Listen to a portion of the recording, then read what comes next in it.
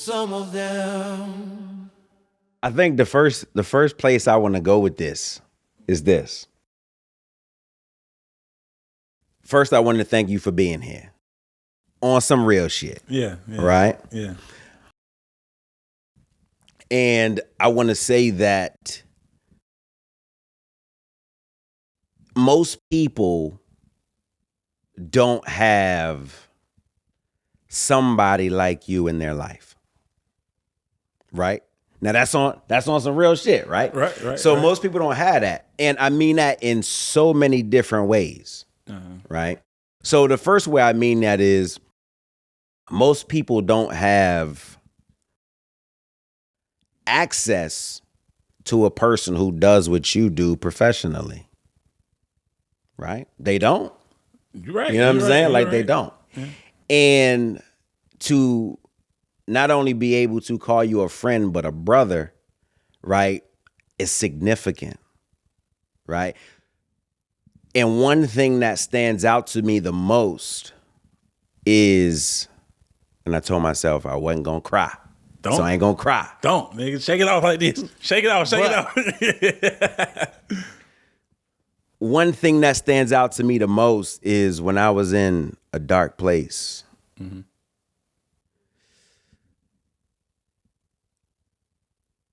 I remember I was going to work and I was like, I don't feel like going to work. And I was so low. I was so just in my own head. Things was going on in my marriage. Things was going on in my life. Mm-hmm. And I called you. Or I asked you if I could call you. I text you and I said, yo, can I call you? Blah, blah, blah. He was like, yeah. And I ain't talked to you in a while. Mm-hmm. And you get on the phone, clowning like you always do. Yo, what up? La, la, la. And I couldn't even give you that same energy because I was in my own head. I was dealing with some shit. Uh-huh. And I didn't say nothing. I drove to work and you on the phone and you talked to me for an hour. Mm-hmm. You talked to me I didn't say anything. As soon as I heard your voice, you could hear it. I was crying. I started crying on the phone, right? And I needed, because in that moment I felt isolated. I felt alone, right? But I needed that. And that is what got me through that day. Mm-hmm. That is what got me through the rest of that week. And I know I don't have to say thank you for something like that, but thank you for that. Publicly, thank you for that. Because again, so when I say that people don't have somebody like you in their phone, I mean that professionally, but I also mean that personally, right? Because a lot of people out there are hurting, are going through things, and they don't have somebody that they can just dial up and call. And they don't have to say nothing, but they know, but that person on the other end of the phone knows everything to say to them. Yeah. I appreciate you. I don't know how much that I can express to you what that meant to me in that moment and what it still means to me today. Mm-hmm.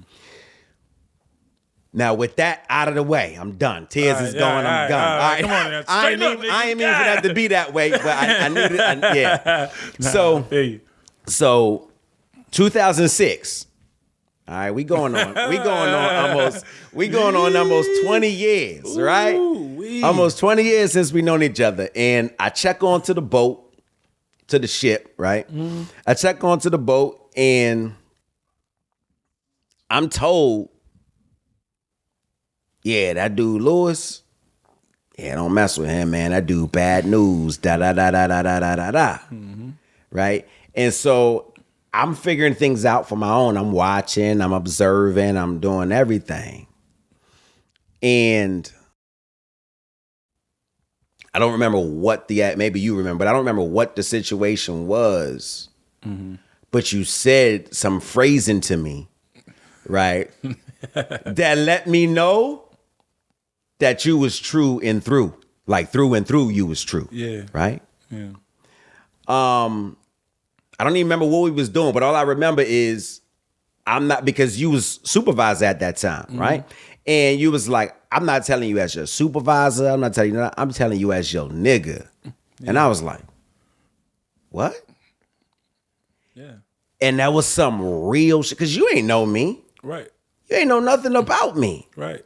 Right? But it was that phrasing, right? It was those words that meant so much to me in that moment.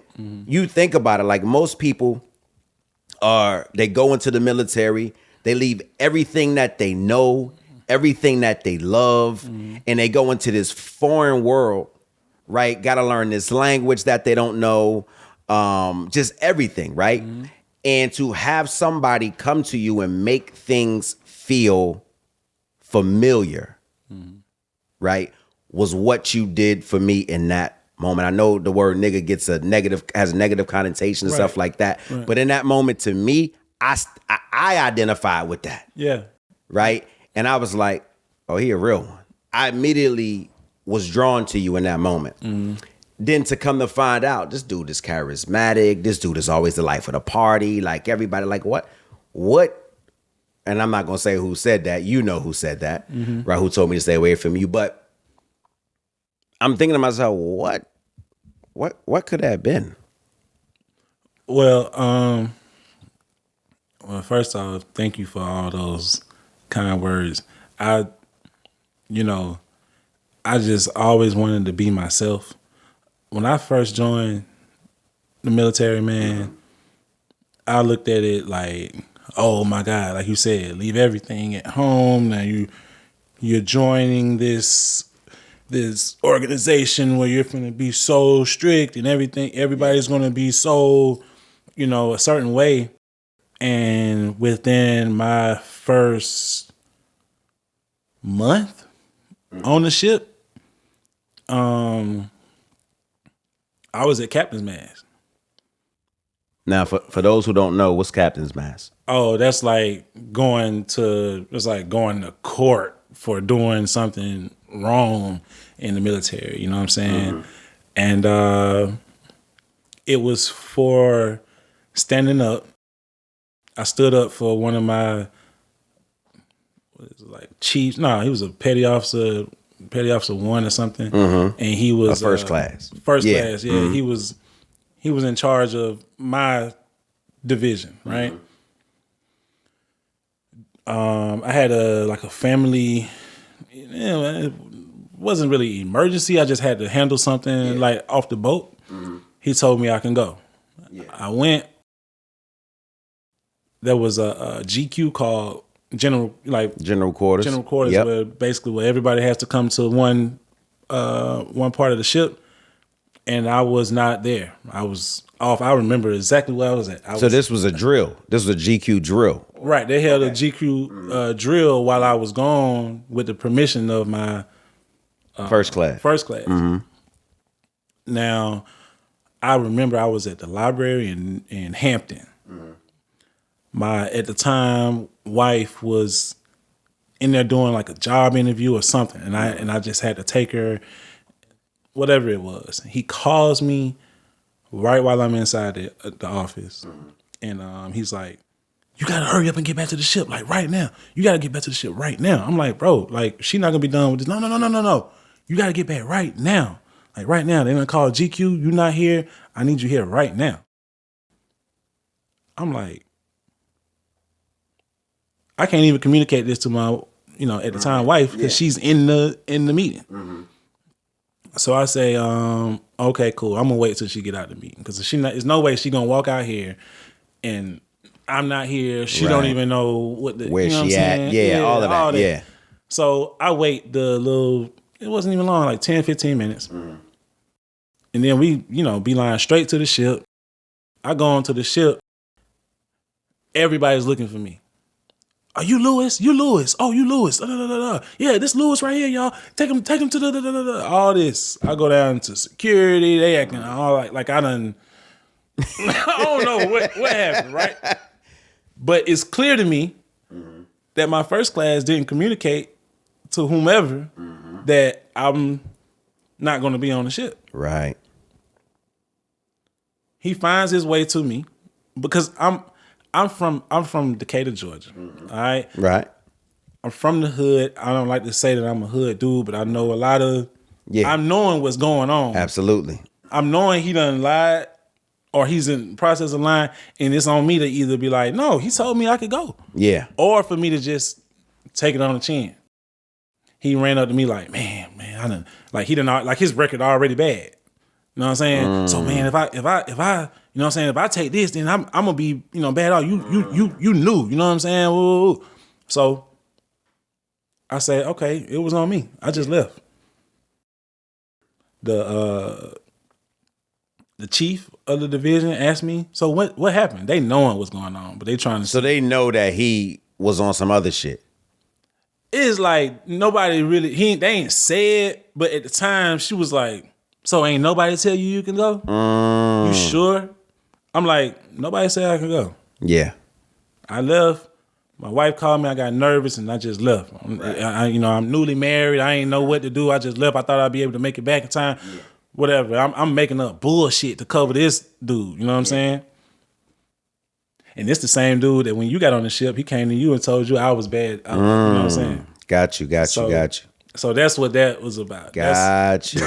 That's why you was getting that type of, you know what I'm saying? Because after doing that, after going to mass and after, going all the way up and it didn't even, it made it up to mass and but everybody was kind of like, man, you a new, you new on the ship, you can't do nothing like that again. But that carried that stayed with me absolutely the whole time, bro. The whole time. And it's a part of why I got out. You know what I'm saying? Because I always had this bad like stripe on my shoulder. Yeah. That he'll just leave if his girl call. Yeah. You know what I'm saying? Yeah. So that's what was on me the whole time I was in the military. So yeah, that's what that was about. Mm-hmm. So when I saw people like you, yeah. When I saw other younger cats that reminded me of myself, like dudes that like. It's some folks that's made for the military. Yeah, absolutely. I mean, you look at them and that's Joe Schmo. It's on them. It's on them. Yeah. I ain't got to tell him nothing. I know he gonna be here on time. Like everything is gonna be. Yeah. But then there's some folks like us that like we're trying to do this. Because this ain't what we do. Right. You know what I'm saying? I related to people like you and like a TJ and even Adobe. Yeah. Because I'm knowing like this ain't really where we need to be. Yeah. And as it's said, that's not where we at right now. Absolutely. But at the time, I wanted to express to you because this was my like first time being like a leader in that space. And the only leader that I knew just fucked me over. Right. You know what I'm saying? Right. So I'm like, I'm really wanting you to know, like, bro, I'm telling you to do some shit. I don't give a damn if you do it or not. But if you don't, as your nigga, it's gonna look bad. And they gonna look at you like you ain't shit if you ain't doing this little bullshit. You know what I'm saying? Right. They're gonna look at you like that. I'm not gonna look at you like that. Because I don't want to do the shit either. Yeah. You know what I'm saying? Yeah. But they gonna look and if you trying to do, I don't know.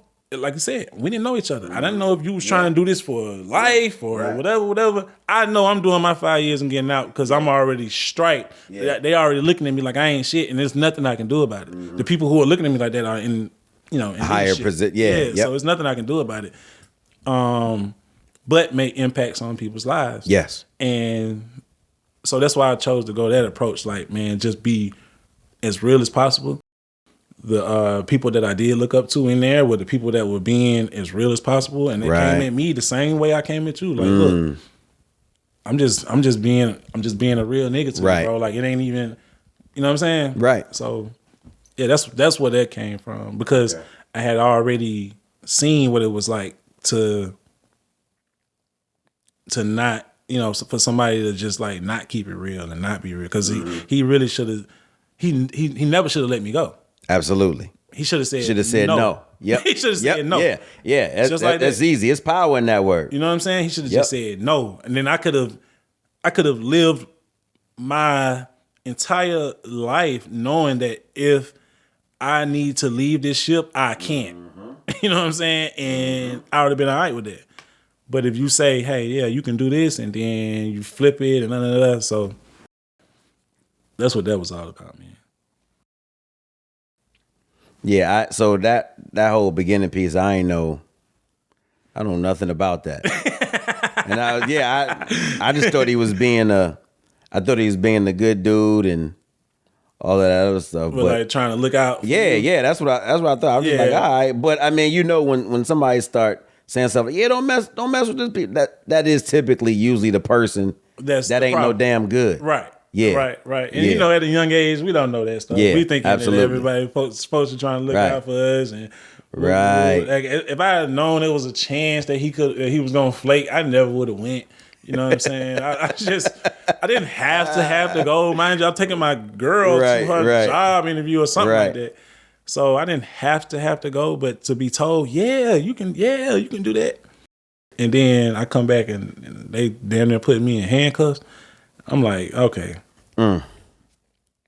So Captain's Mask, did they take rank from you or what? They didn't do nothing. Really? They didn't do nothing.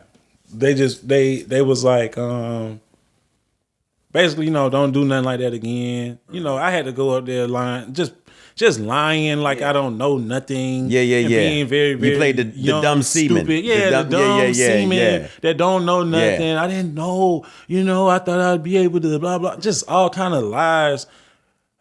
So they went for it. They was like, they damn near felt bad for a nigga. Like, damn, nigga just trying to be a good husband and type shit. You know what I'm saying? I ain't even that type of husband to leave my job to go help my, you know what I'm saying? So they like, man, it's all good. But when I went into the Chiefs, because before you go to Mass, you go to the little Chief shit. Yeah, what was that called? Chiefs something, man. Some chump off session.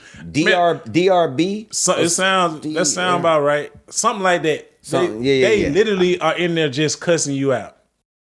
I'm in there looking at these niggas like, man, stop. And I think we had one of the Chiefs, the nigga was cool as hell. Yeah. We in that bitch, I'm looking at him like, man, stop, man.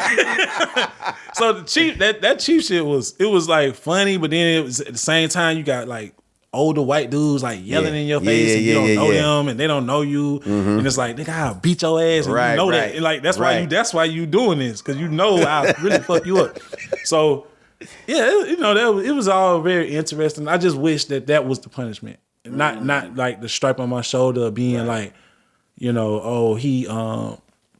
he might lead the ship at any time, or he care more about like he was a flight risk.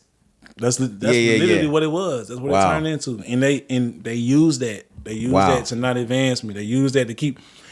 It was like a ceiling. It was like a little glass ceiling on me. You know what I'm saying? Like when you came in, you had way more potential. I was about to say and that's the thing. I wasn't hip to none of that, so I didn't see none of that. But now thinking back to the treatment and shit.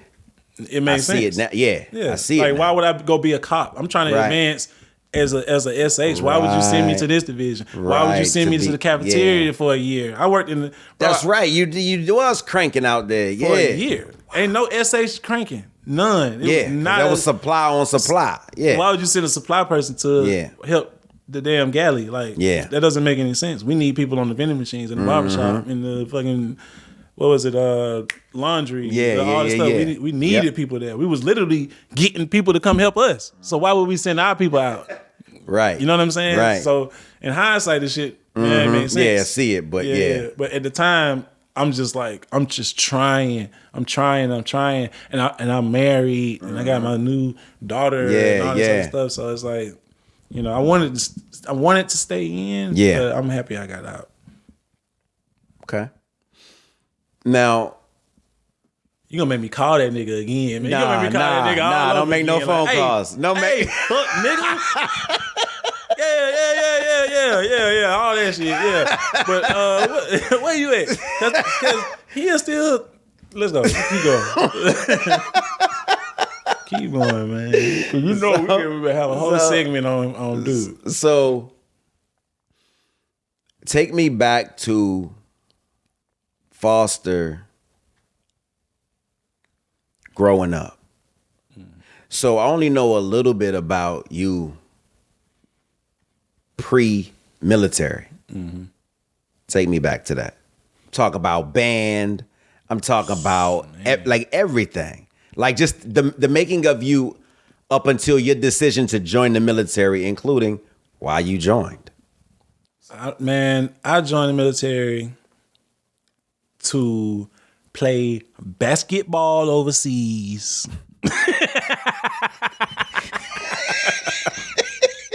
And I did that shit, nigga. I was on the hangar bay like this, nigga. Backing niggas up like, yeah, nigga, I'm playing basketball overseas, nigga. I'm telling you, I'm talking about I shot that motherfucker off the hangar bay. Oh, it's in the water. I'm balling overseas like I said I was gonna do, man. But Oh my God. now as a kid, Yeah. man, believe it or not, man, as a kid, I was like kind of like a little child star. Mm-hmm. My mom was an amazing writer, still is. Yeah. She wrote children's books. Mm-hmm. In my name, it's called. Let me see the name of it. Little Foster and His Friends. You know we're gonna have to put that up on the screen, right? I still got the books. Yeah, all right. I got the books. I can see the book. Little Foster and His Friends, and then it's like it was a series. It's like 4 books. You know what I mean? So I remember as a kid being like a little child star. Yeah. People would always, oh, you're the boy from the books. You're the boy from the books. My mom would go around to different elementary schools, you know, giving the book out, or selling the book. I don't know. Man, grew up in Decatur, Georgia. Yeah. Mom, dad, big brother. You know what I'm saying? It's like the American dream, so to say. I was the youngest. I came up in a foster home, so I always had like brothers and sisters, you know, come and go. A funny thing. So your mom would bring foster kids in. Yeah, Okay. my mom and dad, they would Mom and dad. adopt, yeah, they would adopt kids. And funny enough, when I was little, I used to think that brothers and sisters were like temporary. You know what I'm saying? I used to think that my cousins were more like permanent than anything. Wow. You know what I'm saying? Because my cousins would never change. My cousins would always be there, but I would always have different brothers and different sisters. My brother Will, he was always there, but man, my sisters Tiffany, Shannon, Stephanie, my little brother Melvin, man, it keep going on, but like, you know, these people come into my life and then they gone. Right. You know what I'm saying? I just so happened to run into my sister Tiffany last week at a wedding. It's so crazy, man. So Wow. crazy. I saw her. She was like, "Who?" I was like, she was like, it was like a moment. I haven't seen her since I was like 9 years old. Oh man. You know what I'm saying? Yeah, I saw her at a wedding last week. So, yeah. So that's how I came up. Mm-hmm. I joined the band in high school, man. And if it wasn't for the band, I don't even know if I would have made it through high school, man. Talk about that. Goodness, man. I was just a terrible student. Just a bad. You just ain't like school, the structure, or what? Bro, I didn't like learning shit I didn't want to learn. So history, I hated history. I just felt like, okay, you know what I'm saying? I hated history. I loved math. Oh man, if it wasn't for math in the band, because I would get straight A's. Straight A's, math, my whole so they was like, man, boy, I ain't stupid. You know what I'm saying? My dad would be looking like, damn, if you was just stupid, I could just say you stupid, but you ain't stupid. Damn. Why you know what I'm saying? So, but I joined the band, and the band helped me get through school, because you can't march if you don't pass. Oh, right. Class. Yeah, you got to keep you can't your grades march up. if you don't pass all the classes that you really don't want to. So that was my motivation right there. Solely, my motivation was the band and the music, and I loved band. I love being in the band. I love wearing a uniform. I love all the organization of it. I love how you had to be sharp. How you know what I'm saying? I was one that I used to dance a lot. So they'll let me come up in the front dance and all that other shit. I used to love that. You know what I'm saying? So that was a good time for me. You know what I'm saying? In high school and the band. I got to travel a little bit in that. Just doing different parades. Furthest I went was like Tennessee and Alabama. You know what I'm saying? I'm thinking I'm seeing the world. You know what I'm saying? Ain't never been off the block. Nigga, you couldn't tell us shit. I'm talking about when we got to travel, go to Birmingham or go to Chattanooga or something. Man, you would have thought we was in Rome or some shit. Like we was just happy to be able to, travel and stuff. And that was my first memories of traveling. Now I travel all the time. Damn near like every day. I see you be everywhere. I'm here with you. Yeah, I was about to say you here now. But those my first memories of like traveling.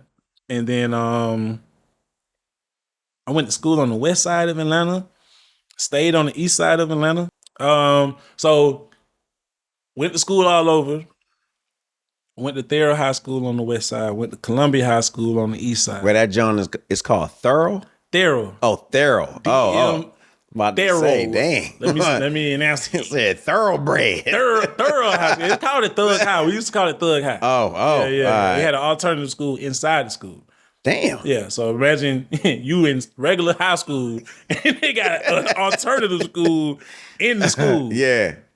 It was all good. So, yeah, that's why I graduated from Columbia High School on the east side. And from there, I wanted to go to Morris Brown. What was Morris Brown? Is it? Morris Brown College.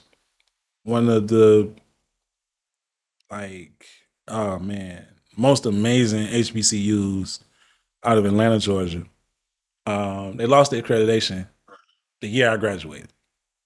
So I couldn't go to that school. And I really didn't have a backup plan. I was like locked in. I'm going to Morris Brown. I'm marching in Morris Brown. I'm going to be in a band. I'm going to be the drum major one day. And then that could be the end of my life as far as I'm concerned. Mm-hmm. At that age, I didn't even know, you know what I'm saying? I didn't even care. But Morris Brown lost accreditation. And Columbia High School had a Navy recruiter. Okay. The Navy recruiter came to me and told me about all these amazing things I can do in the Navy, like play basketball. Overseas. Yeah, overseas. And and I did it. So yeah, that's funny. Man, so he came to me, told me how I could do all these things. I still wasn't trying to hear him. Yeah, I was like, man, whatever. I ain't trying to hear that because then I got to go and be fighting the wars and all this other stuff just right after September 11th. Oh, right, yep. My mama was like, "You going to the Navy?" She's like, "You going to the Navy?" Wait, so you go home, you tell her this recruiter is talking to you. I come home, the recruiter and my mama downstairs talking. Oh. He get to talking to me. I'm like, I ain't trying to hear that. I go to my piano and start playing while he talking. Like I had a big piano. I had my own piano. Yeah. The books was doing all right. I'm playing my piano and stuff while he talking to me about that. Not studying that shit. He leave and my mama tell him straight up, you going to the Navy. You ain't got no plan. You ain't finna stay around here. You going to the Navy. I say, shit, all right. Then I started bragging about it. I'm going to the Navy. I'm going to the Navy. Yeah. What school you are? I don't know. I'm going to the Navy. I'm gonna go get me some money. I don't know what y'all finna do. Y'all finna go broke. Did you get your scholarship? Because I'm going to the Navy. Oh, you didn't get that scholarship? Oh, I'm going to the Navy. I just immediately turned it into some more shit to talk about. You know what I'm saying? The whole time I'm like not excited about it. I can't swim. Yeah. I'm not excited about it. But I get the ID. You know, they give you like this little ID. Wait, you was in the delayed entry program? Yeah. Okay. Because I was 17 when I signed up. Okay, got it. Because I didn't turn 18 until after I graduated. So I signed up like January. So I had the delayed entry program card. So now I could go on military bases. Yeah. I got the military ID card. And at the same time, I had got my driver's license. When I tell you couldn't tell me shit, I had a car in high school. Yeah. Damn. I had a Jeep Cherokee, a 93 Jeep Cherokee. I'm talking about we used to pack the whole gang in that motherfucker. We skipping school like we got a school bus to skip school, nigga. I'm talking about for real. So January I had my car, my license, and I had that delayed entry program ID card. So we would just go on different military bases and just go play basketball, go swimming, base hopping, Fort Gillum, Fort McPherson. We would just go. And I'm talking about have a car full of my little ID and my driver's permit. Ain't nobody over 18. Man, nobody over 18. None. Nobody's over 18. That's And we crazy. just going straight on the military base, playing basketball with the old heads, swimming. Yeah. Like my homeboys was teaching me how to swim. I almost drowned. I almost drowned in Fort Gillum. I was drowning in Fort Gillum for real. And just, just trying to learn how to swim and stuff. And then summer 2004, went off to the Navy. Boot camp was in Illinois, and then A school in Mississippi, and then I got stationed in Norfolk. In Norfolk, Newport News. Yeah. Oh, because it was in the dry dock at that time? I guess it was technically still Norfolk. Yeah, it was supposed to be Norfolk, but we stayed in Newport News for like 2.5 years. Like 2 years. Like, so y'all was just getting out because I didn't come in I didn't get when to the you got there, where were we? I got to when I got to the ship in April of 2006. Oh yeah. I got to the ship in April of 2006. Y'all was out doing workups because remember May in 2006 we deployed. Yeah, we had just got out the yards. We had just got out the yards maybe a month before we started doing workups. Okay. We did everything in Newport News. Wow. Yeah, I had no understanding of Norfolk or none of that until we came back from that cruise. Until we came back from the first cruise, and mind you, we stayed here probably another 6 months and then was gone again. Yep. It was 3 months. 3 months. It was a 3-month turnaround. Yeah. So we deployed and then we came back because November or something? It was November because it was who was it? I forget what strike group it was, but they was trying to make like some award or something by going back out. Yeah. And so we was back for 3 months and then we was right back out. Yeah. Yep. Yeah. So I hated all of that. But I knew it was like, damn, I got to get through it. So I got to get through this thing. So let me just like kind of be myself. You know what I mean? Being from Atlanta, and at the time, we were like, the city of Atlanta was kind of like steamrolling with the music. As far as music industry. Yeah. Man, I mean, some of my good friends to this day were killing it, Franchise Boys, and D4L, and T.I. and Gucci, and all it was just heavy. It was just happening, and being from Atlanta, and Jeezy, oh my God, Jeezy was going crazy. Being from Atlanta, I'm like the source of the music. People are like, oh, what's the new thing that's dropping? What's the new da-da-da? Like when I go back home, I hit the flea market. I hit 285 flea market on the east side and get the little mixtapes and come back to Virginia with the mixtapes. You know what I'm saying? So I became the person that people would look to for the new music. And what's hip? What's going on? What's popping? I think I still got a DJ Deck CD somewhere. For real? That was the name, DJ Deck. Yeah, DJ Deck, DJ Decatur. You know what I'm saying? So DJ Deck. I used to do the little mixtapes and shit. Yeah, that's tight. I forgot about that. I do. I really do got one somewhere. I know you do. I really do. I know you do. I might need to ask you about that mixtape that we made.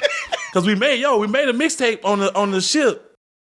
Oh yeah. You might be the only one who got it. Exposure? You might be the only one who got it. I'm gonna have to look. I swear to God, bro, if you got that, please look for that, bro. Please. Yeah, you're the only one that would possibly have that. Oh man, that's so crazy. But anyway, because that's like down the line. Yeah. But yeah, I was making mixtapes and like just helping people out. This was like right when MP3 players was starting to become a thing, so I would load up MP3 players. You're the first person I saw with an iPod. iPods and stuff was coming out. Yeah. So I was right there. I got the iPhone 17. I ain't playing. I be on it, bro. Been like that forever. Yo, what you got? Making me feel all inadequate. Yeah, you got that old ass.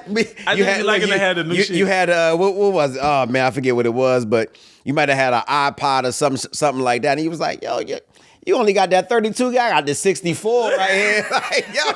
I'm like, damn, I can't ever keep up with this dude, yo. Hey, man, I just like the technology shit. So, I would like load people's iPods and stuff like that. I still hadn't really gotten into photography heavy yet.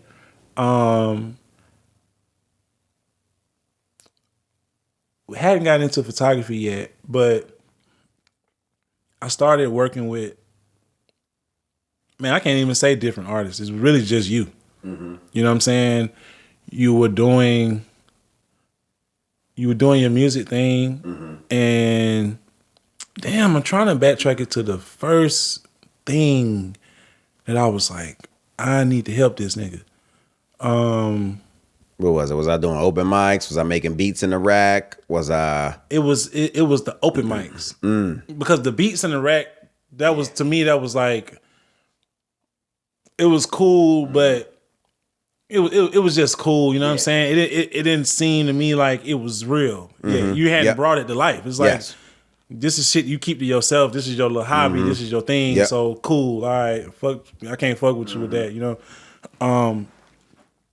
But it was. But how did we come across the open mic shit though? Like how did? Because yes, it was open mic. Didn't they have they had the Still Beach Picnic?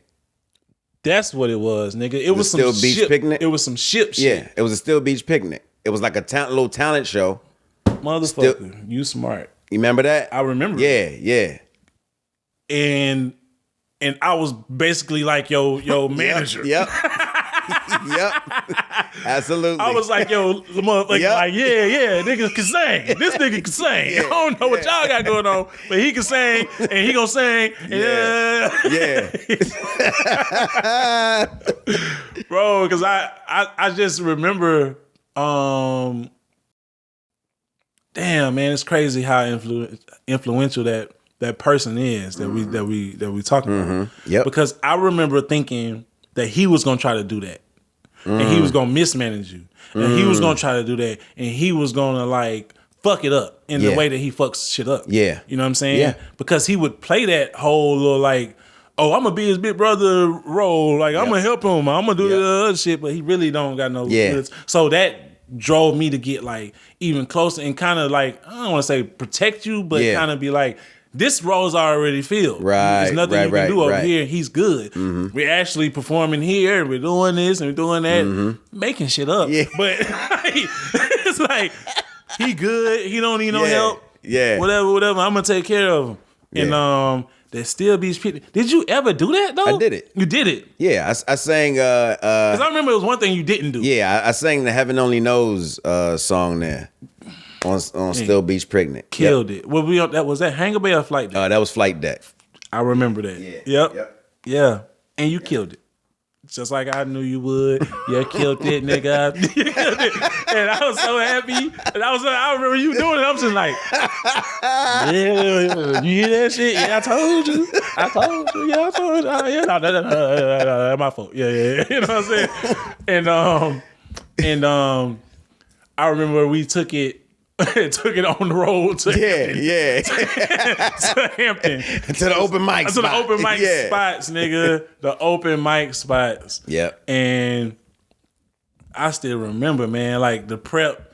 We'd be at your crib. Yep. I still got videos from that. You do? Yeah. I still got, I come to your crib and we'll just ride out. Yo, we used to have a crowd waiting for us because I would tell everybody. Yep. You was the I used to tell everybody, hey, look, if y'all ain't at the show tonight, don't say shit to me tomorrow. Don't say nothing to us tomorrow. For real, bro. We going up tonight. Y'all better be at I don't forgot the name of the place. Yeah, I don't even remember what it was either. Some Funky Bone. We at the Funky Bone. We had the Funky Bone tonight. It's on a whole little wild ass spot. Yeah. We had the Funky Bone tonight, man. And I remember we would go there and you would be like, I gotta take a shit. I'm like, nigga, you about to blow these niggas' bathroom up. I'm like, and you trying to put on a good impression, and you walking in here about to shit on these niggas for real?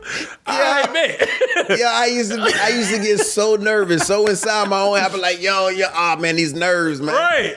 I'm like, hey, whatever he gotta do, he gotta do it. I ain't no artist, no singing nigga, so I don't know what is in his diaphragm or whatever. So it was that happening alongside, being in the Navy. That was something that I really loved to do. Yeah. You know what I'm saying? To see an art and to see an artist really want to be an artist and knowing that it take more than just him or her for them to really reach an audience. You know what I mean? You can be an artist to yourself. You can be in a room hitting the guitar, singing, and you're still an artist. Right. But if you want to reach people, now we gotta do other stuff. Now we gotta be bigger than just you. You know what I mean? And I really found my space right in there, like just helping other artists like develop. Right. And get out there. Yeah. You know what I'm saying? Yeah. Like with you, it was handling like your album cover, or if we're gonna shoot like a music video or something like that. I want that to be like my focus. Yeah. And you just keep making the music. Just keep pumping out the music. Just keep doing that. I'm gonna come up with I remember that the album cover, nigga. What you had on, like some fur, some shit? This nigga like had over the fur John on. Nigga, I never forget. Bro, we went to I think it was like Christopher Newport University. I don't remember what it was. Yeah. It was some random. It was random to me. You knew the area. I didn't know the area. Christopher Newport University, like the outside, like their big signage and shit. I still got all them photos. You know that, right? For real? I got every last one you sent me. Because you sent me the edited ones and you sent me the unedited ones. Exactly. Some shit I got all of them. don't do no more. Yeah. I don't even do that no more. So you getting grandfather tactics and shit. Hey y'all, he gave me all of them. That'll never happen again. No, nobody asked for that. So, but we would like the album cover. I still remember it. But that is like, I knew that I had a lane in that. I ain't really feel like I had a lane in the military. And those were the only two things I was doing. So as far as, because we went to, what was it, Christopher Newport. We went to Christopher Newport University to take pictures. Mm-hmm. Where did that all come from? Like why? Like, why did you choose to do that? And I mean, I guess I never asked you at the time. I was just like, yeah, nigga, let's do it. Yeah. But like, where did all that come from? Why did I choose Christopher Newport? No, why did you even offer to do a photo shoot for me during that time? I was just doing it as your nigga. At the time, because you needed it. Mm-hmm. You needed it for the album, for the music that you was putting together. You was putting together song after song after song.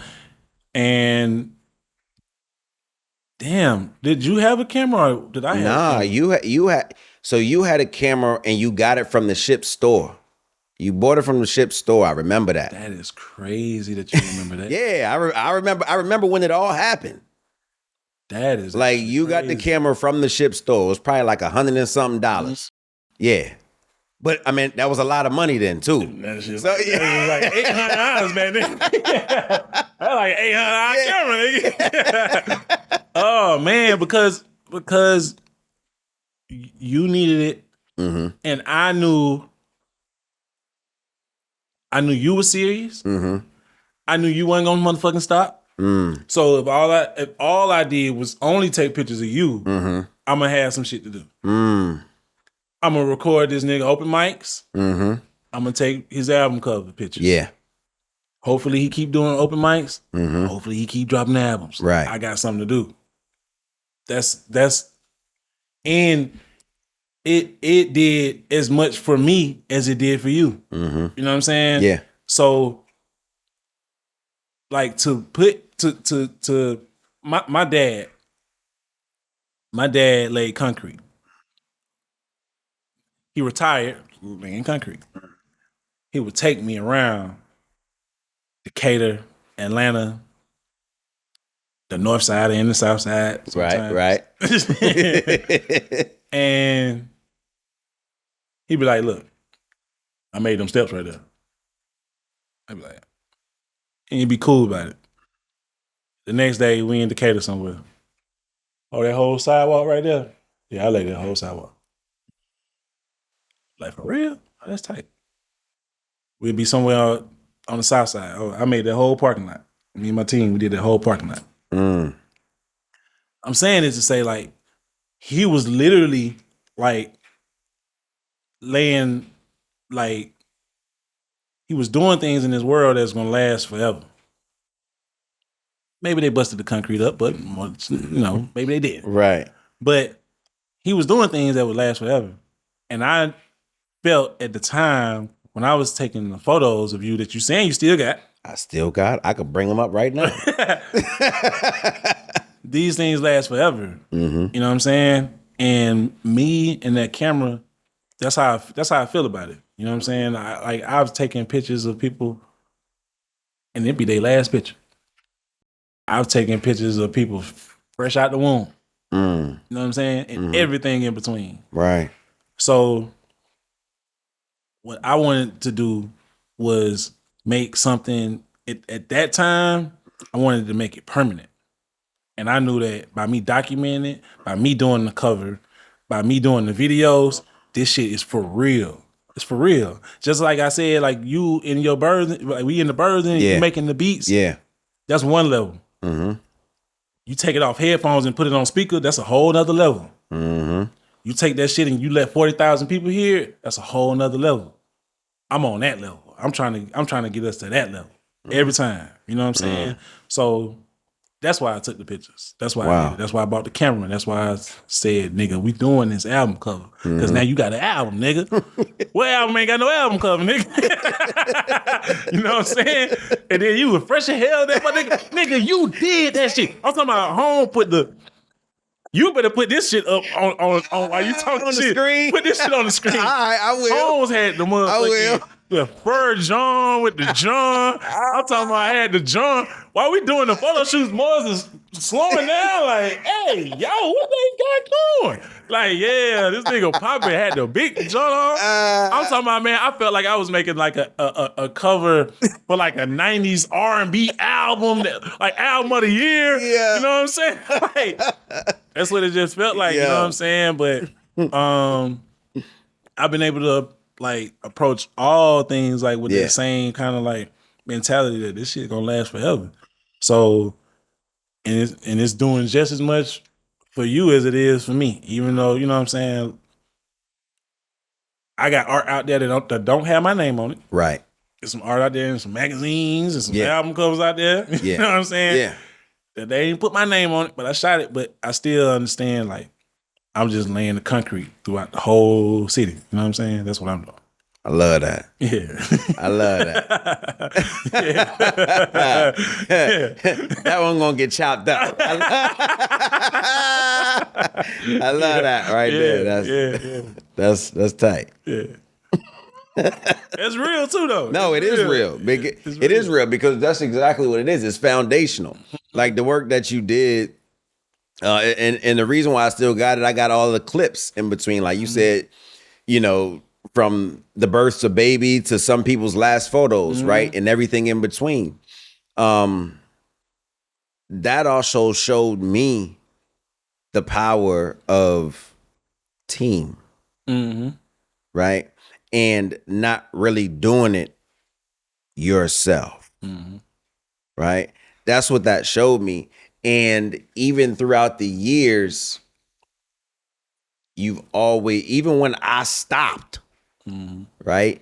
And you kept going. Every time we would talk, hey, yo, send me something. Yeah. Hey, yo, send me something. Yeah. Hey, yo, send me. I'm watching you elevate every year, right? To where you are now. I'm watching you elevate, and you always say, hey, yo, send me something. Yeah. Right?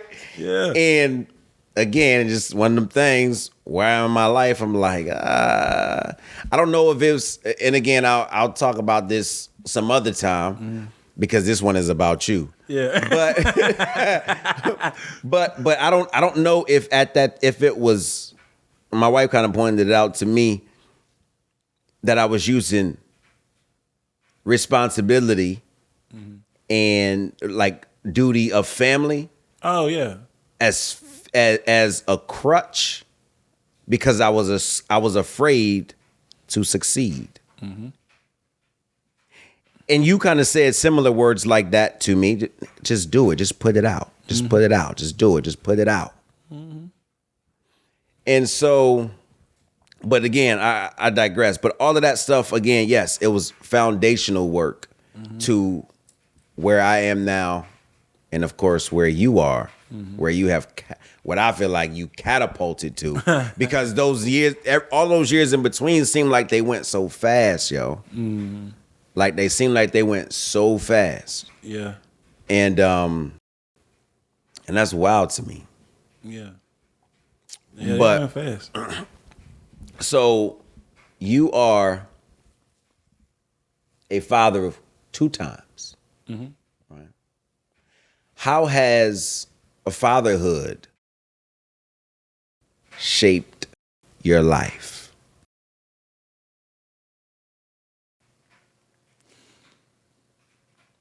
And my first kid, Sierra,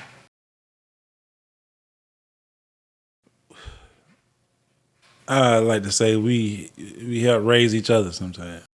You know what I'm saying? I had it when I was 20 years old,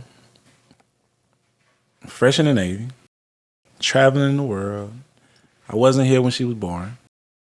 I didn't hear her first words. I didn't see her first steps.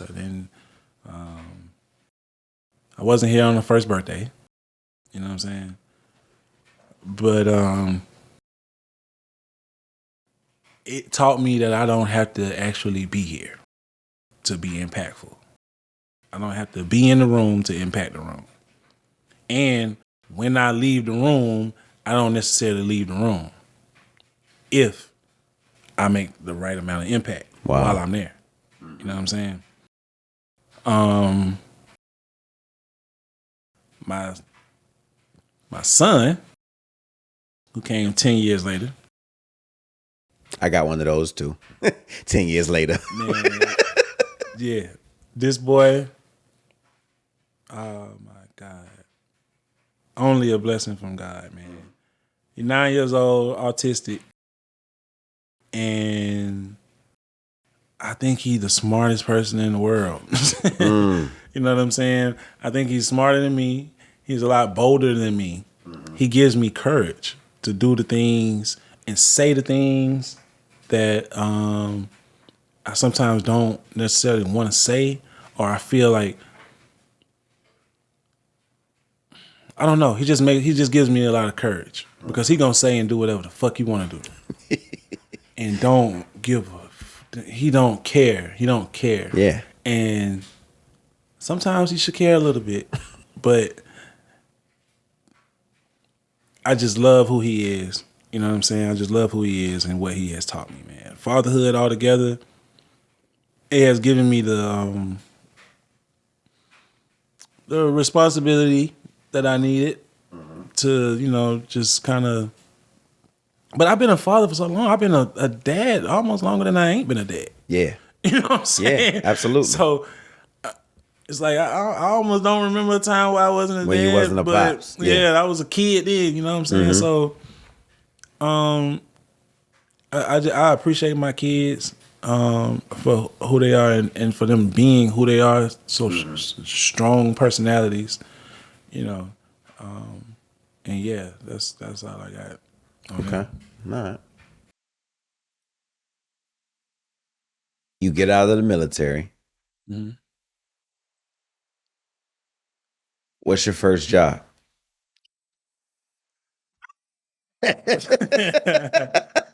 Oh man, it's so funny. Yep. Go ahead and put it out there. Cause I was just there like last week shopping. I worked at Target. I knew that. I was like, my first job was Yeah. professional unemployment line holder. Hey, I did the same thing. Yeah. I was an unemployment line worker. I'm telling you, I'm yeah, that was my first job. Yeah. But Target. I worked at Target, and I love Target. You know what I'm saying?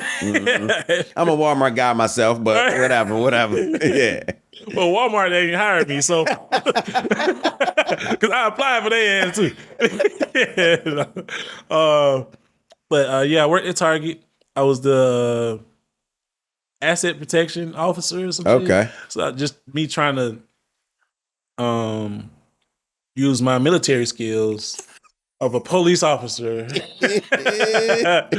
in the civilian world. You know what I'm saying? Right. So I worked at Target. That ain't work out. So, I worked there for almost 2 years. Once again, not really making a lot of money. Yeah. Not making a lot of money. However, I'm back in the city now. So I'm back in Atlanta. So you bet. Okay. And I'm working Target by day, and I'm working in like the nightclubs at night, What are you doing in the nightclubs? taking pictures. Okay. Nigga, I'm making $3 a picture. How many pictures you taking? All right. So I guess that Maybe wasn't 10, maybe 10, maybe 15 pictures. Yeah. You know what I'm saying? Yeah. So here's the play. I got a homie named Black. Black the photographer. Yes, I gotta shout my boy out. He brought me into the club. Now working at the club Obsessions on Glenwood Road. And he had the little photo, the picture setup thing at the club where he was selling the pictures for $10. And if I ran it for him, I made 30%. Okay. So I would make $3 off of each picture that I was selling for $10. Well, this club is on the east side. It's like, you have good nights, you have bad nights. Like a good night for me, I would sell 20 pictures. That's what, $60. So imagine I'm working at Target all day. I leave Target, I go and I work at Obsessions all night until they close, like 2:30, 3 o'clock in the morning. And I'm bringing home $60 from that to a wife. Gotcha. Who ain't trying to hear that shit, nigga. Yeah. You been out all day, all night. Yeah. $60 and to the wrong wife. Yeah. That Yeah. don't make no Absolutely. sense. You know what I'm saying? The right wife would try to scale that. for you, just so y'all know. Yep, I agree. Because she would see a nigga hustling Yeah. and be like, How can we take what club you need to get at so you can get the whole $10? That's what the whatever. Yeah. But I'm there busting my ass, right? Not to put that. I'm not putting that on her. I'm just saying, like, if you're going out and you working hard and you coming home and your girl making you feel like shit, get a new girl.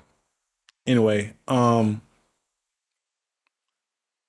I was doing that. I was working at Target, and then nighttime I'm working in the club, doing that shit right there, right? And I'm loving doing that part. I'm not loving the Target shit, but I'm loving working at the club because I'm with this camera, I'm an artist. Yes. You know what I'm saying? Like, I get to pose people and I'm learning so much shit because the pace is so fast. You don't really get a lot of time. You're dealing with people while they're drunk. You know what I'm saying? It's just like, what's the worst conditions you can put a photographer in? Yeah. There you go. And you eat what you kill. And you know what I'm saying? You just got to do your thing. So yeah, by day I'm working at Target, and at night I'm in the different nightclubs making like $3 a picture, making $60 a night on a good night. God, $60 a night would be a good night. I would leave that motherfucker with like $20 sometimes. That was a great night. So $60 T.I. was in the club. That's like, I'm telling you, I'm making $3 off of each picture. Wow. So you can work your ass off. You still ain't gonna make no money. You know what I'm saying? So, but what I learned from that was everything there is to learn other than making money. You know what I'm saying? Like what? So you learn all the intangibles. Crowd control, how to talk to people when you're trying to get strangers to do what you want them to do, and framing, how to frame people depending on how far we are from each other, like what lens I need to be using and the lighting, and a lot of like crowd control though, because the music is on. It's loud as fucking here. I need all y'all and I need y'all to do it now, because I am not finna stand right here and wait, because I got a whole nother section over there. I'm trying to make some money with them too. So hurry y'all ass up. I ain't saying it like that, but that's, I learned how to talk like this shit is urgent. Yeah. You know what I'm saying? Like, come on. Like, let's go. Breaking the ice. I learned how to break the ice with strangers. That's why I can just walk up on anybody and just start talking about shit that I feel like I can talk about. You kind of already been, as far as I know, you already had that piece. Right. But thank you. Right. But now I got to sell you something. And I need you to buy it now. Got it. Like right now. Like I need you to buy it right now. You know what I'm saying? So that was the only thing that I had to focus on tweaking. Was that, I can walk up on you just talking shit. We can make fun, but can I make money? You know what I'm saying? We can talk and we can laugh at shit, but am I gonna laugh that money out your pocket? Right, you know right. You know what I'm saying? So yeah, I learned that a lot doing working in the nightclubs and shit. So you learned a lot of the intangibles, things that you ain't gonna get in school. Right. Oh man. Yeah. Like photography school, videography school, like stuff like that. Yeah, nah, things that they can't teach you there. For somebody like me, I think that photography and videography is kind of like a natural progression into each other. Either you start with photography and transition into videography, or you start with videography and transition into photography. Do they go hand in hand, and how did you make the transition? Because you do both, right? So how did that come about? Videography came about kind of the same way photography did. It was just a need, and I wanted to fill the gap. I was dealing with an artist named Lex Brown, 311. Shout out to Lex Brown. And no, I gotta take it back before Lex. All right. Shout out to Lex, but you was not my first video. John the Dunn. So shout out to John. he was doing like a mixtape or something like that. Like way back in the day. Man, it had to be 2009, 2010, 2011, somewhere around that time. And he had like these hot songs he was doing. He was rapping over other people's beats and all this other stuff. And I was just like, yo, but there's no music video. Like, you're not gonna put out a music video? He was like, I don't know nobody doing no music videos. Wait, so hold on. So I don't mean to cut you off, but I think we kind of missed something. How did that even come about? Oh, me and you John and John. How, Oh man, that's so crazy. We was I had moved to the north side. Oh, so it does exist. It's like, no. You know it exists. You know it exists. like Santa Claus on the Eminem commercial. You know it exists. Yes. I moved to this north side. Yeah. This newly established north side. Nah. Look, I moved to the north side, and I moved next to one of my dear friends named DJ Stud. DJ Stud is one of the big dog DJs in Atlanta. He DJs. He DJs like many clubs in Atlanta to this day. And he was like on a crazy mixtape run. Like, he used to make like the best mixtapes. DJ Stud, get back to making the mixtapes. He used to make the best fucking mixtapes and just like DJ Khaled or I don't know, damn, like not DJs, like DJ Drama, DJ Khaled, and why can't I think of the names of these DJs right now? But anyway, DJs would like host mixtapes. Yeah. And it was DJ Stud hosting John the Don's mixtape. I forget the name of the mixtape. But he lived right next to me. And I don't know, we just ran into each other. I told him I did photography. He told me he was a DJ. And he was working on John's mixtape. I didn't know who the hell John was. Yeah. And I was following battle rap and didn't know who he was. Right. And so we met at DJ Stud's studio, and I took a couple of pictures of him and all that other stuff, and we just started doing little music videos, like little rinky-dink music videos. But with his following and just like, I guess, the quality of the videos, they was getting like traction. So he would say, hey, I need another video. Hey, I need another video. And then other artists would start coming to me asking for a music video. Then I just became like the music video person. But in my music videos, I hated doing like just plain performance as videos, because it's like, because I started doing music videos for songs I didn't like.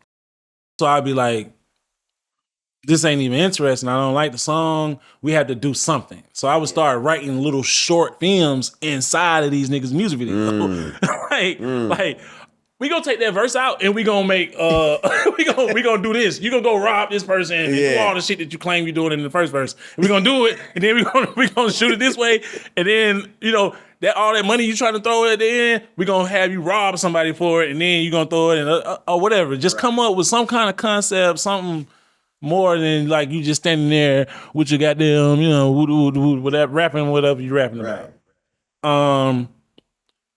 So that's how I started getting into like film production, because I just wanted cats' music videos to like just be better. Fast forward, I when social media started to become a thing, I gravitated towards doing like social media content. Okay. And in doing so, I started like working with different brands started working with different brands, and they needed like short form like content for marketing. So I would start doing like little commercials. And from there, it just kept going. It just kept going. And about 3 years ago, I was called to work on my first short film, to be the director of photography for my first short film. And the rest has been history, to be honest. It's like I haven't stopped since. I, I got that big break off of working on the Super Bowl. When the Super Bowl came to Atlanta,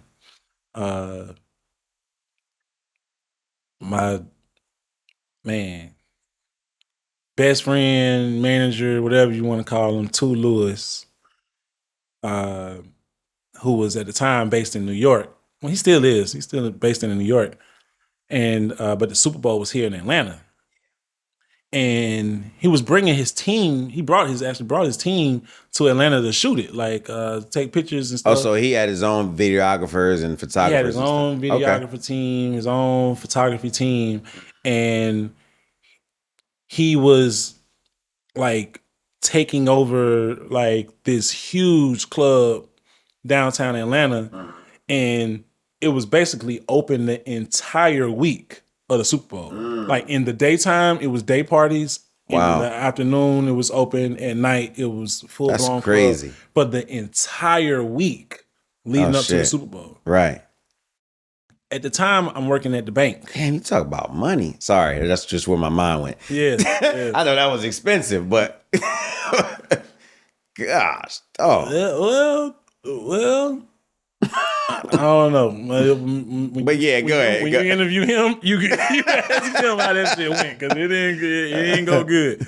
But it went good on my part, because I was able to display my art. But so he's coming. So Tu was coming to Atlanta to manage this club and all of these events that's happening there leading up into the Super Bowl. All the celebrities that's in the city are coming to this club. This is like the place to be. We had, oh man, it's probably not good to say his name now, but Diddy, Kevin Hart, fucking every single NFL player you can name. Man, Tiana Taylor, Gucci, all the Migos. This is the Migos. This is the Migos when the Migos was the Migos. Man, Rich Homie Quan, rest in peace, Rich Homie Quan. Bro, this event was like Right. all week. It was happening all week. I can remember you sending me photos from there. Yeah, Tiana Taylor. Yeah.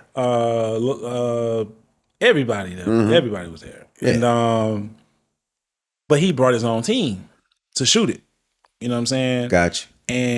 But I had been hitting him up like, hey man, I just want an opportunity. Yeah. You know what I'm saying? Yeah, absolutely. I just want an opportunity to be somebody. You know what I'm saying? And he says, all right, look, show up to this thing, this Super Bowl thing, blah, blah, blah, blah, blah. At the time, I'm working at the bank. I'm working at You're working at the bank and you're still married?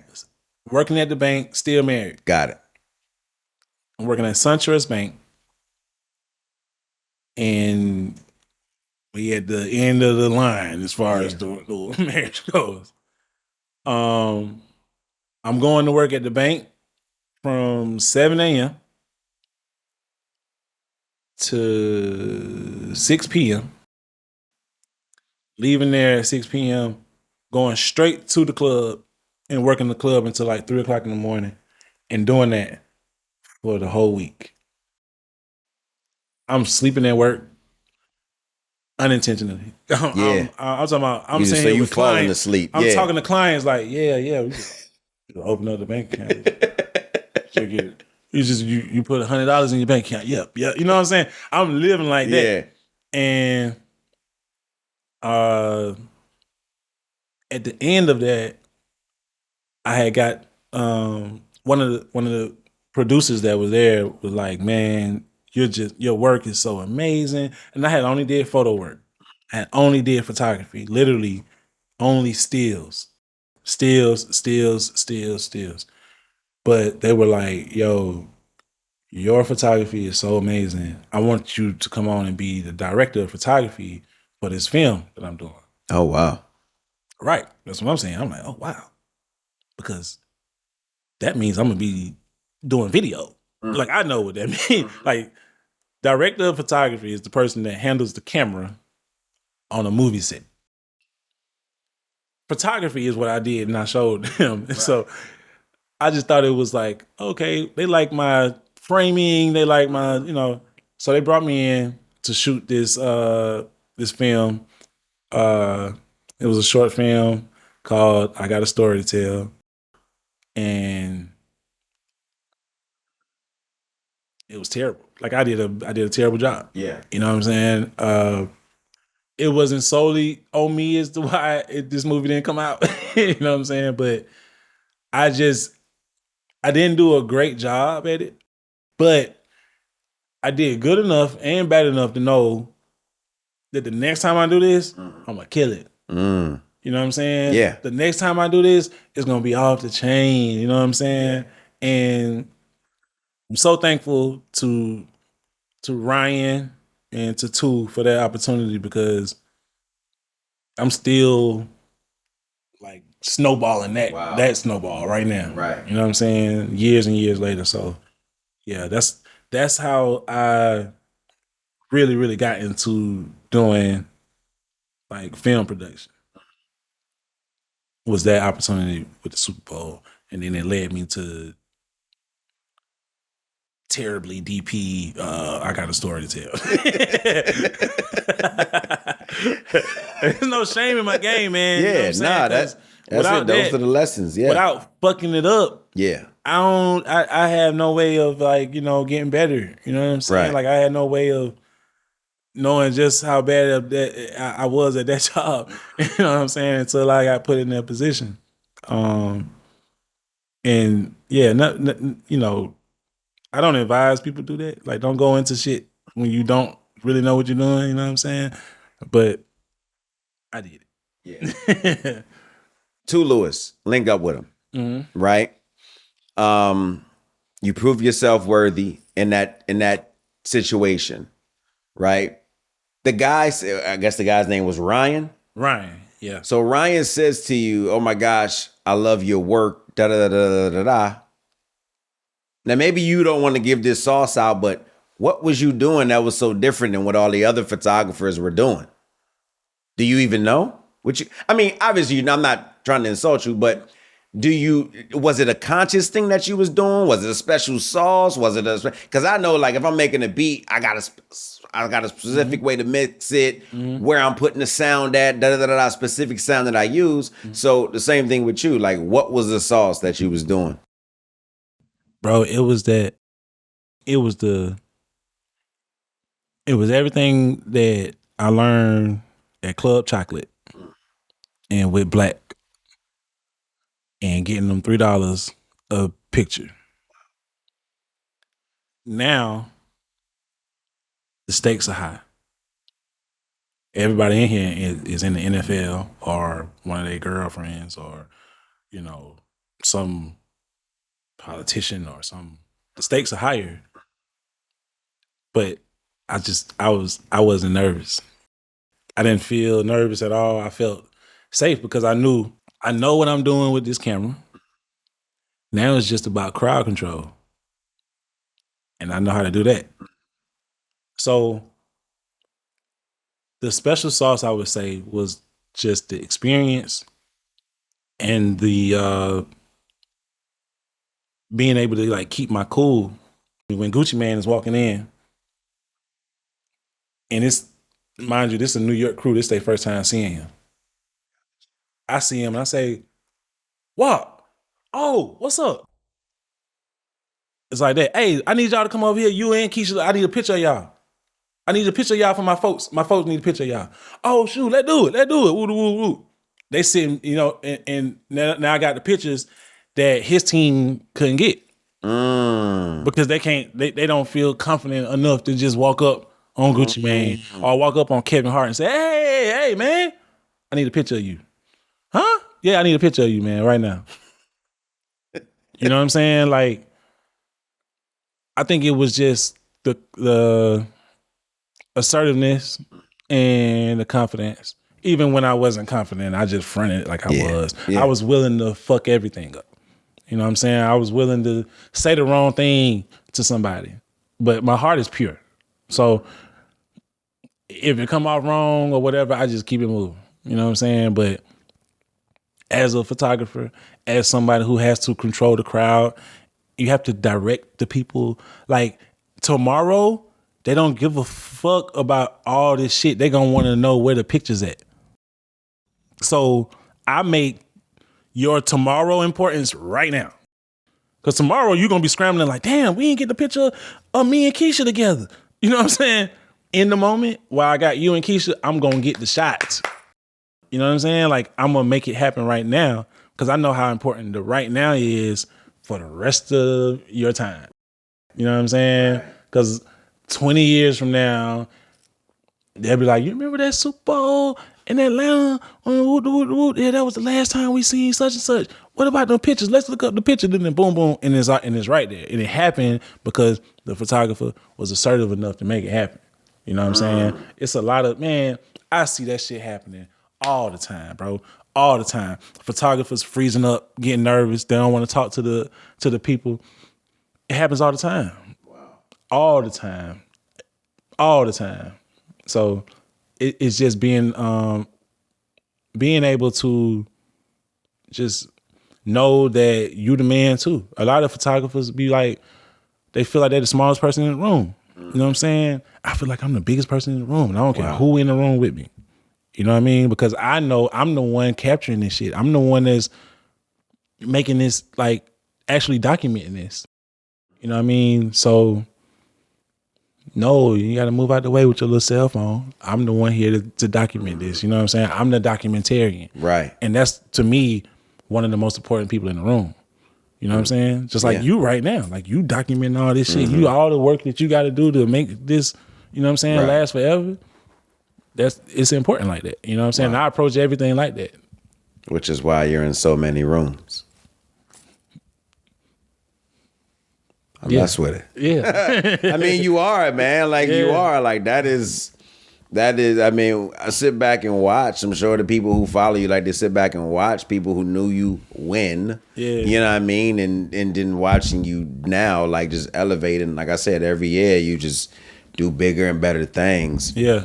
Oh, man, I'm glad you said it, because the end of this year, next year, it's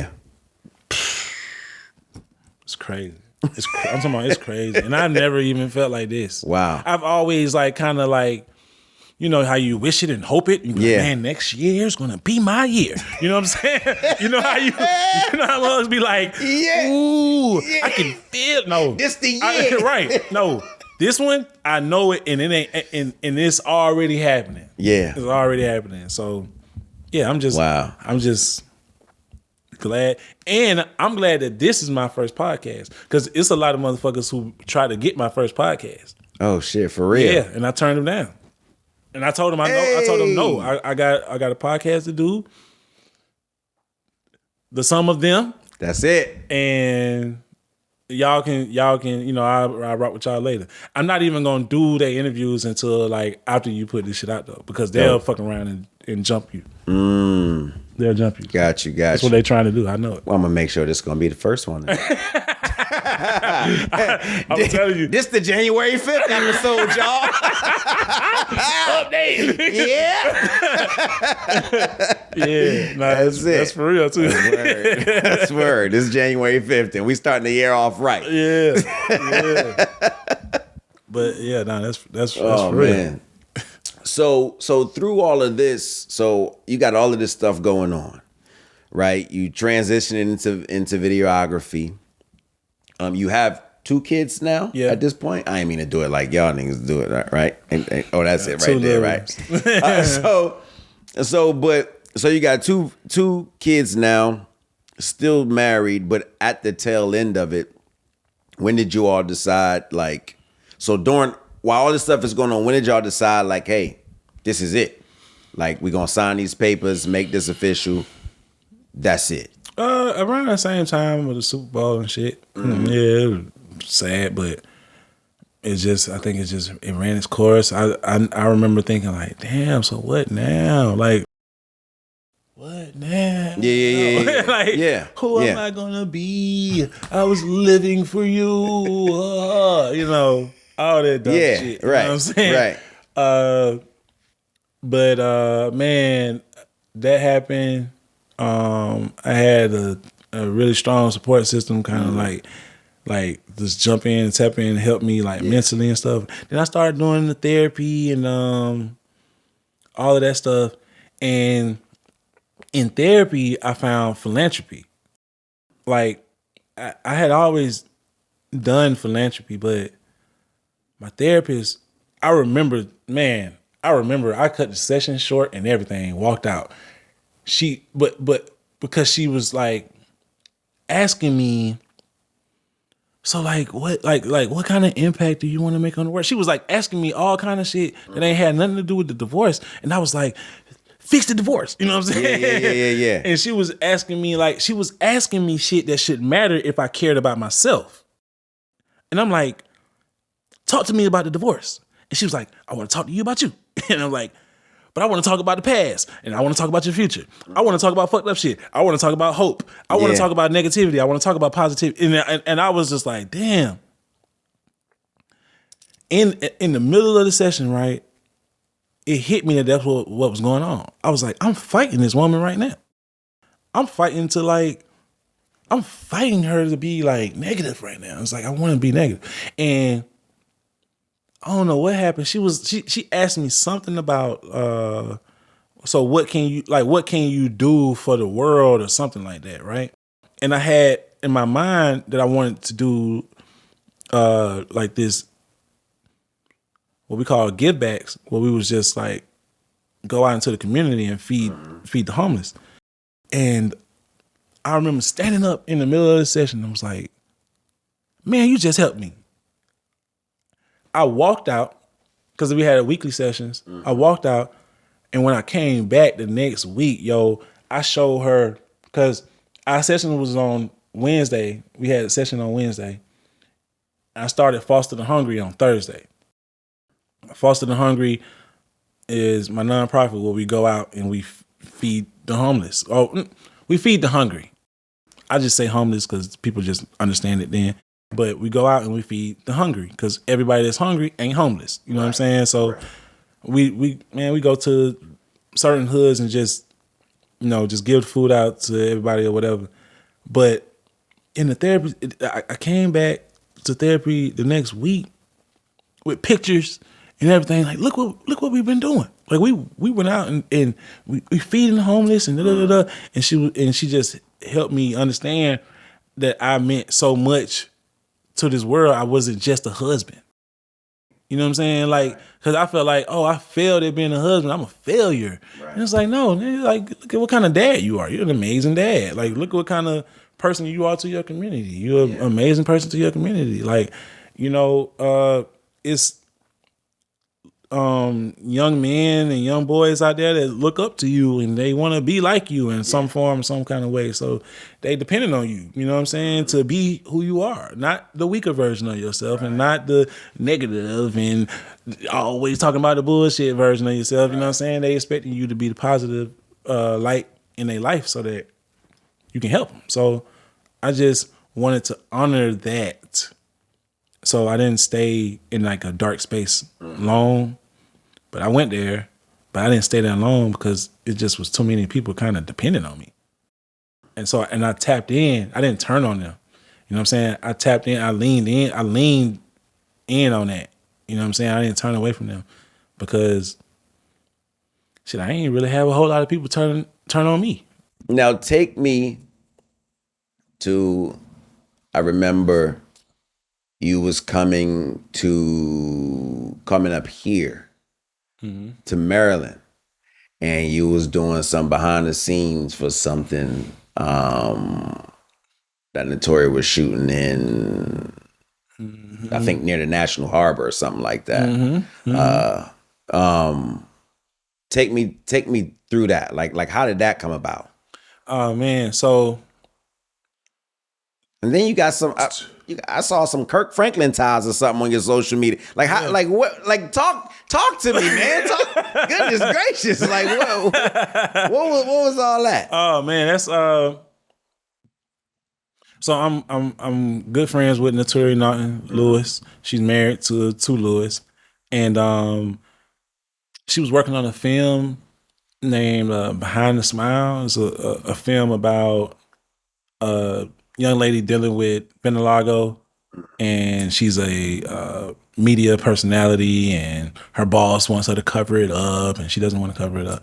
So, but yeah, I was hired on that film to be Naturi's assistant, and I brought my camera and was shooting like a behind the scenes type of like, documentary style, behind the scenes.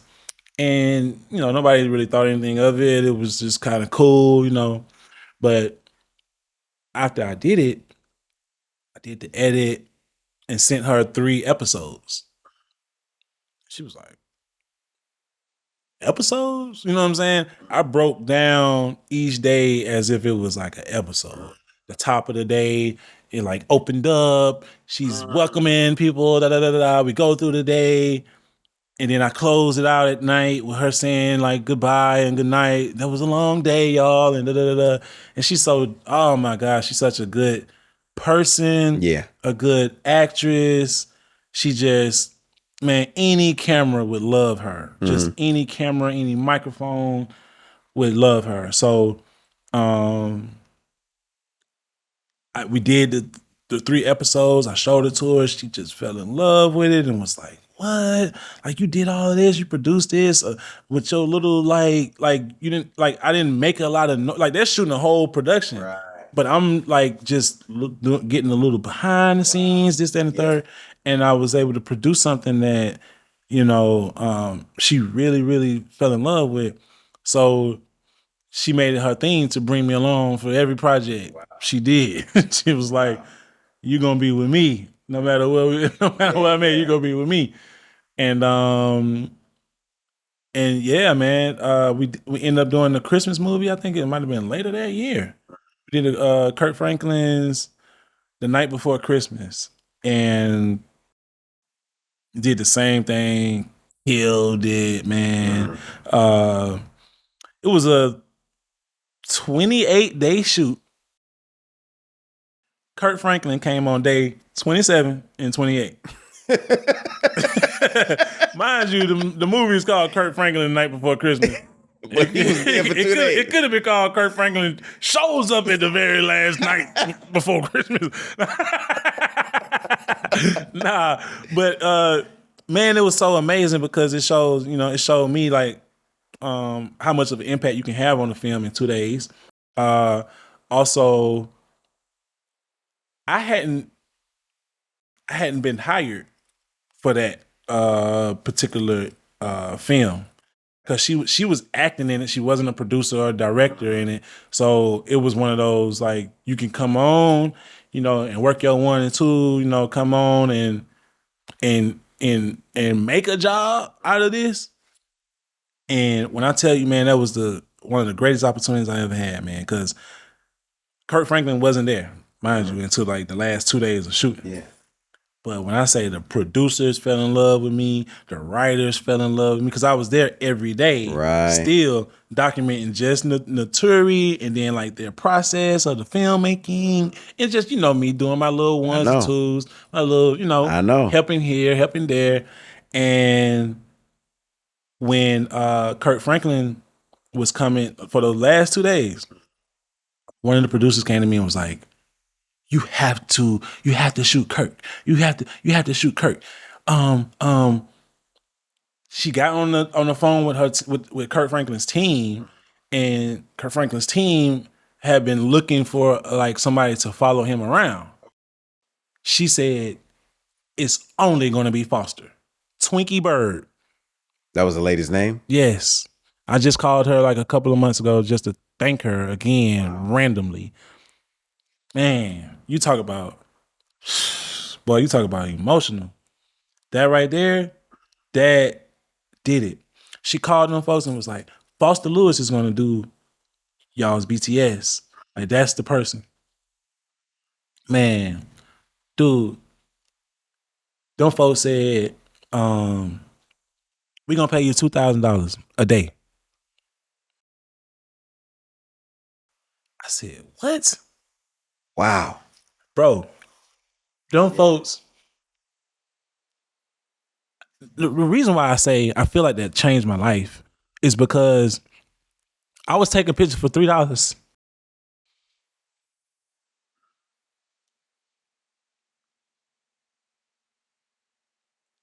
I was taking, I'm gonna get myself together. Yep. Shake it off. Yep. There we go. I was taking pictures, bro, for $3 a pop. And the hood, I wasn't safe. I had my family at home, wondering what time I'm coming home. But I wasn't coming home until we closed. And I stayed locked in. So when Kurt Franklin folks called me and said, we're gonna pay you.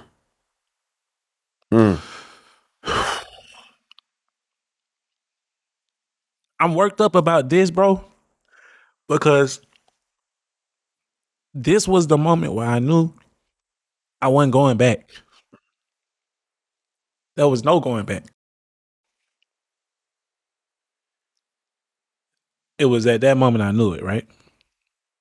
And dude shows up. Kurt Franklin shows up. Man, he hops out the car.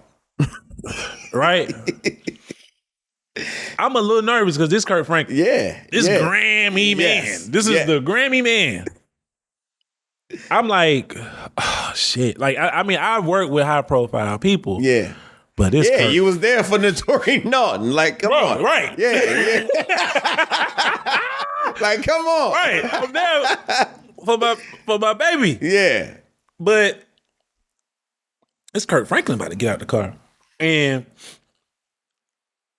so he gets out, and man, his voice, raspy, just super cool. Super cool, man. And the first day, man, I'm thinking I'm finna be like with, oh my God, bro. I'm thinking I'm finna be with him and we finna be like, you know, doing the same thing I've been doing for the first 26 days. Yeah. Like just filming him doing the BTS and it's gonna be cool. Man, he pulls me to the side and says, hey, let's play a prank on everybody. I said, what? He said, yeah, this is what we're gonna do.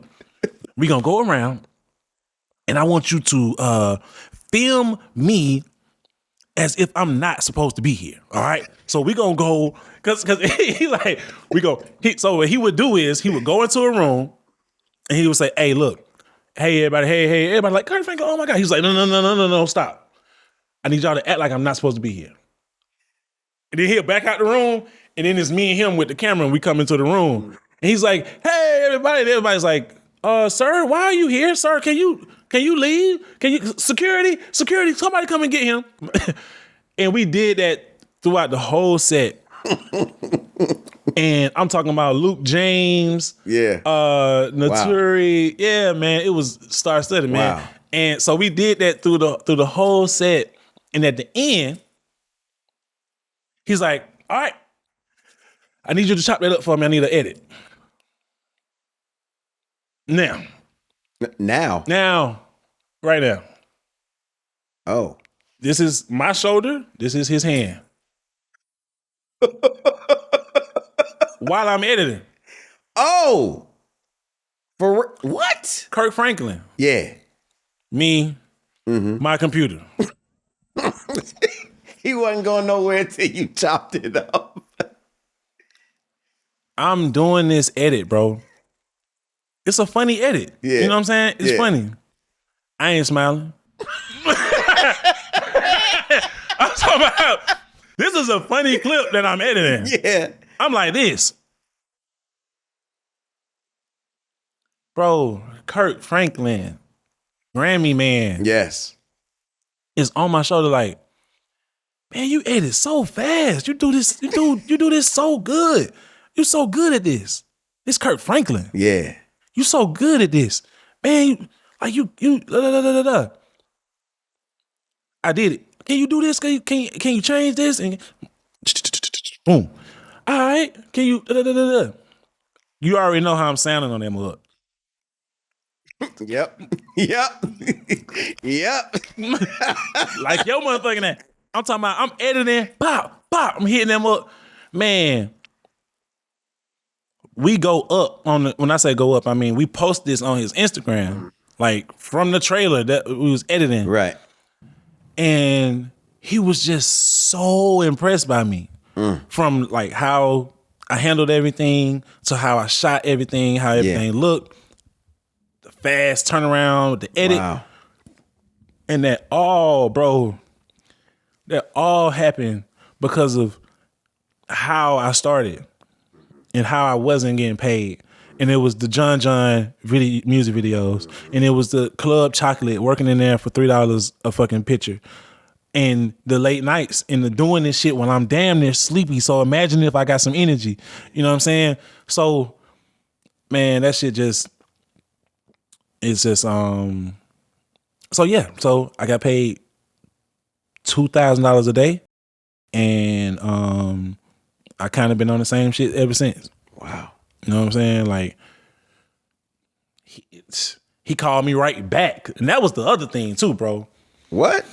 He called me right back to work the BET Awards with him. Wow. Like right after that shit, he was like, we need to call Foster. But he, you know, he do a lot of his stuff in Houston, Texas and stuff, and he got shooters in Texas. Oh, got it. If he's in Atlanta, he hit up Foster. Hit you up. Yeah. So that's how that whole Kirk Franklin shit happened, man. And some of these people I don't even understand. I don't even know. Like like Nicole Bahari.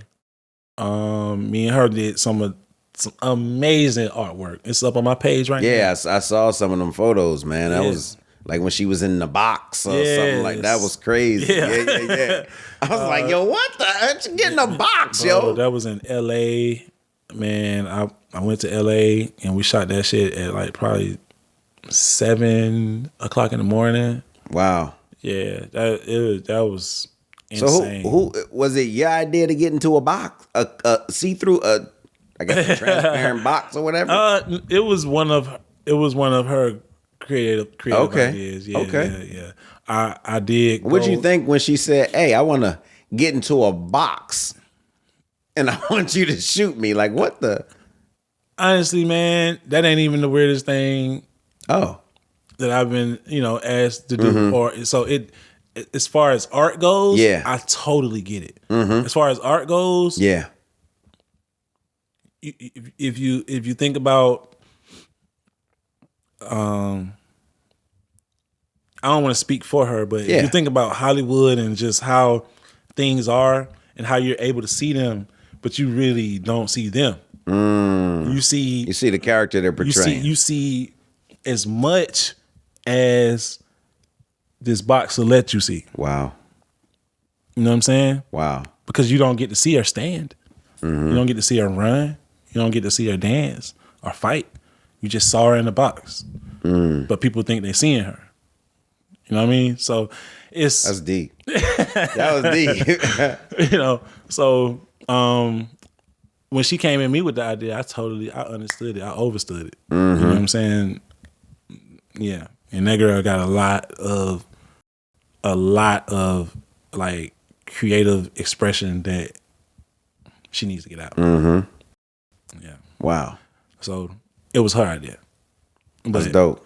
I helped. I helped bring it to life. That's what you do, man. That's what you do. You help bring things to life. So So that was a fun time. That was really good. Good shoot right there.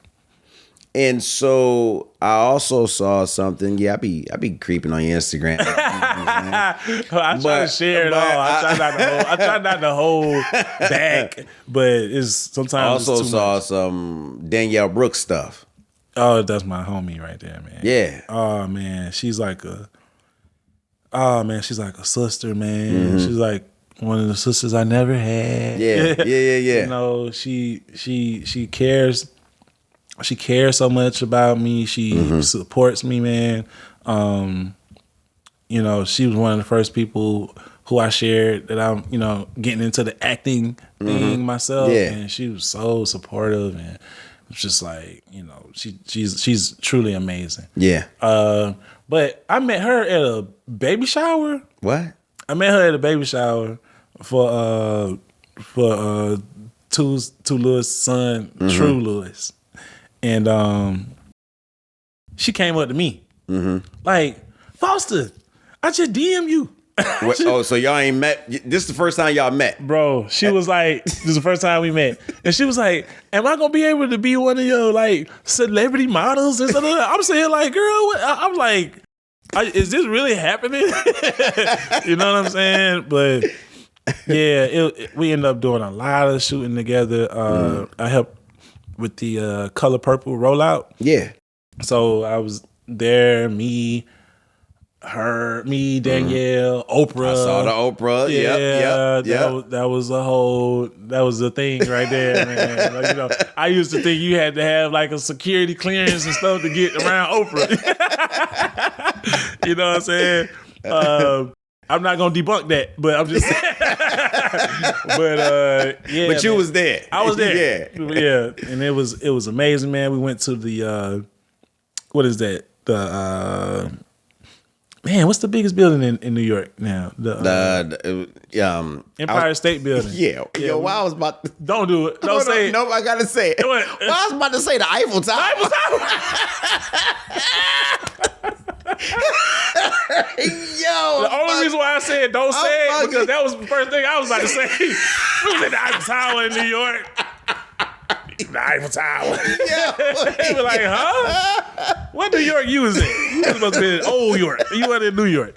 But yeah, so Empire State Building, man, I was there. Yeah. She lit this Empire State Building purple. Yeah. For the Oh, wow. for the color purple. Yeah, I was Yeah. right there. And yeah, man, it's just been blessing after blessing, man. You know, and working with, you know, these high profile people, these celebrities and stuff. It feels good. You know what I'm saying? And I still very much appreciate working with the, you know, the cousins, you know what I'm saying? The baby showers, the birthday parties, the, you know, the weddings and stuff like that. I still love to do things like that. You know what I'm saying? It ain't always star-studded, and, you know, red carpets and stuff like that. Right. I like to do the smaller scale things too, because all those things are just as important. You know what I'm saying? Wow. Yeah. So let's say I didn't know you, right? And I wanted to reach out to you for some work. So on a scale of 1 to 10, right? What is the chances of you doing some work for me?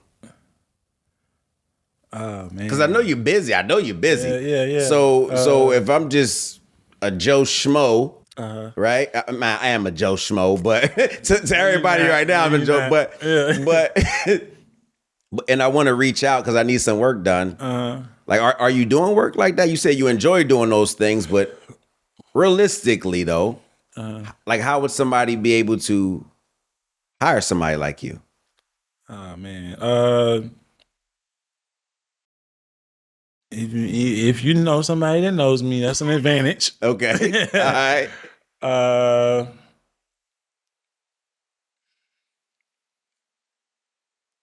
That's tough. pretty much the key. Okay. You gotta know me or know It's somebody tough. that knows me.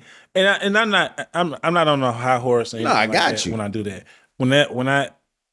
when I had a website, a booking site, and was passing cards out, and everybody could just whatever. I was literally everywhere doing whatever the hell everybody else wanted me to do. Yeah. You know what I'm saying? I didn't get a chance to vet out. Oh, I don't even want to be on this side of town. I don't even want to bring $10,000 worth of equipment to this place. I don't even want to.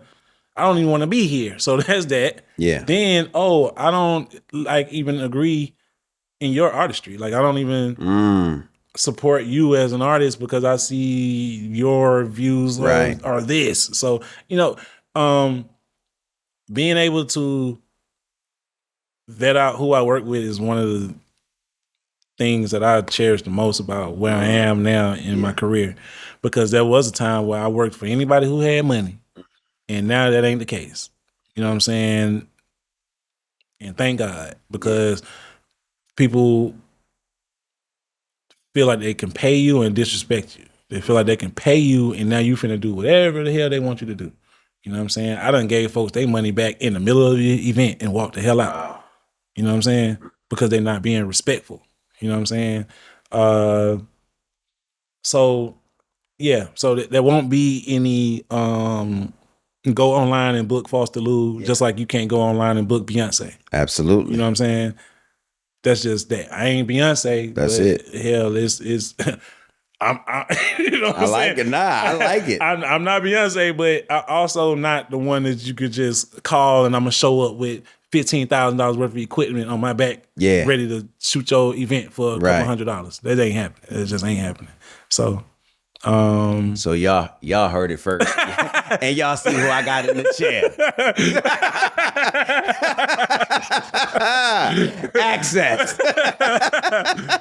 For real. I rock with that. Anytime you call, I'm on the way. I don't care when that is or who that is. You know what I'm saying? You and Kurt Franklin call.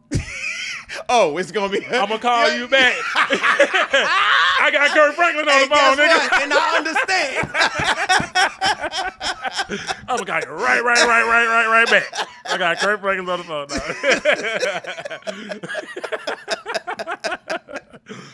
now. But for real, you the truth, though. You the truth. Oh, dope, man. Takes one to know one. That's what they say. Yeah, man. So, I remember seeing a photo of you. And you put up a before and after. Right? This was some time ago. You used to be a pudgy boy like me. right?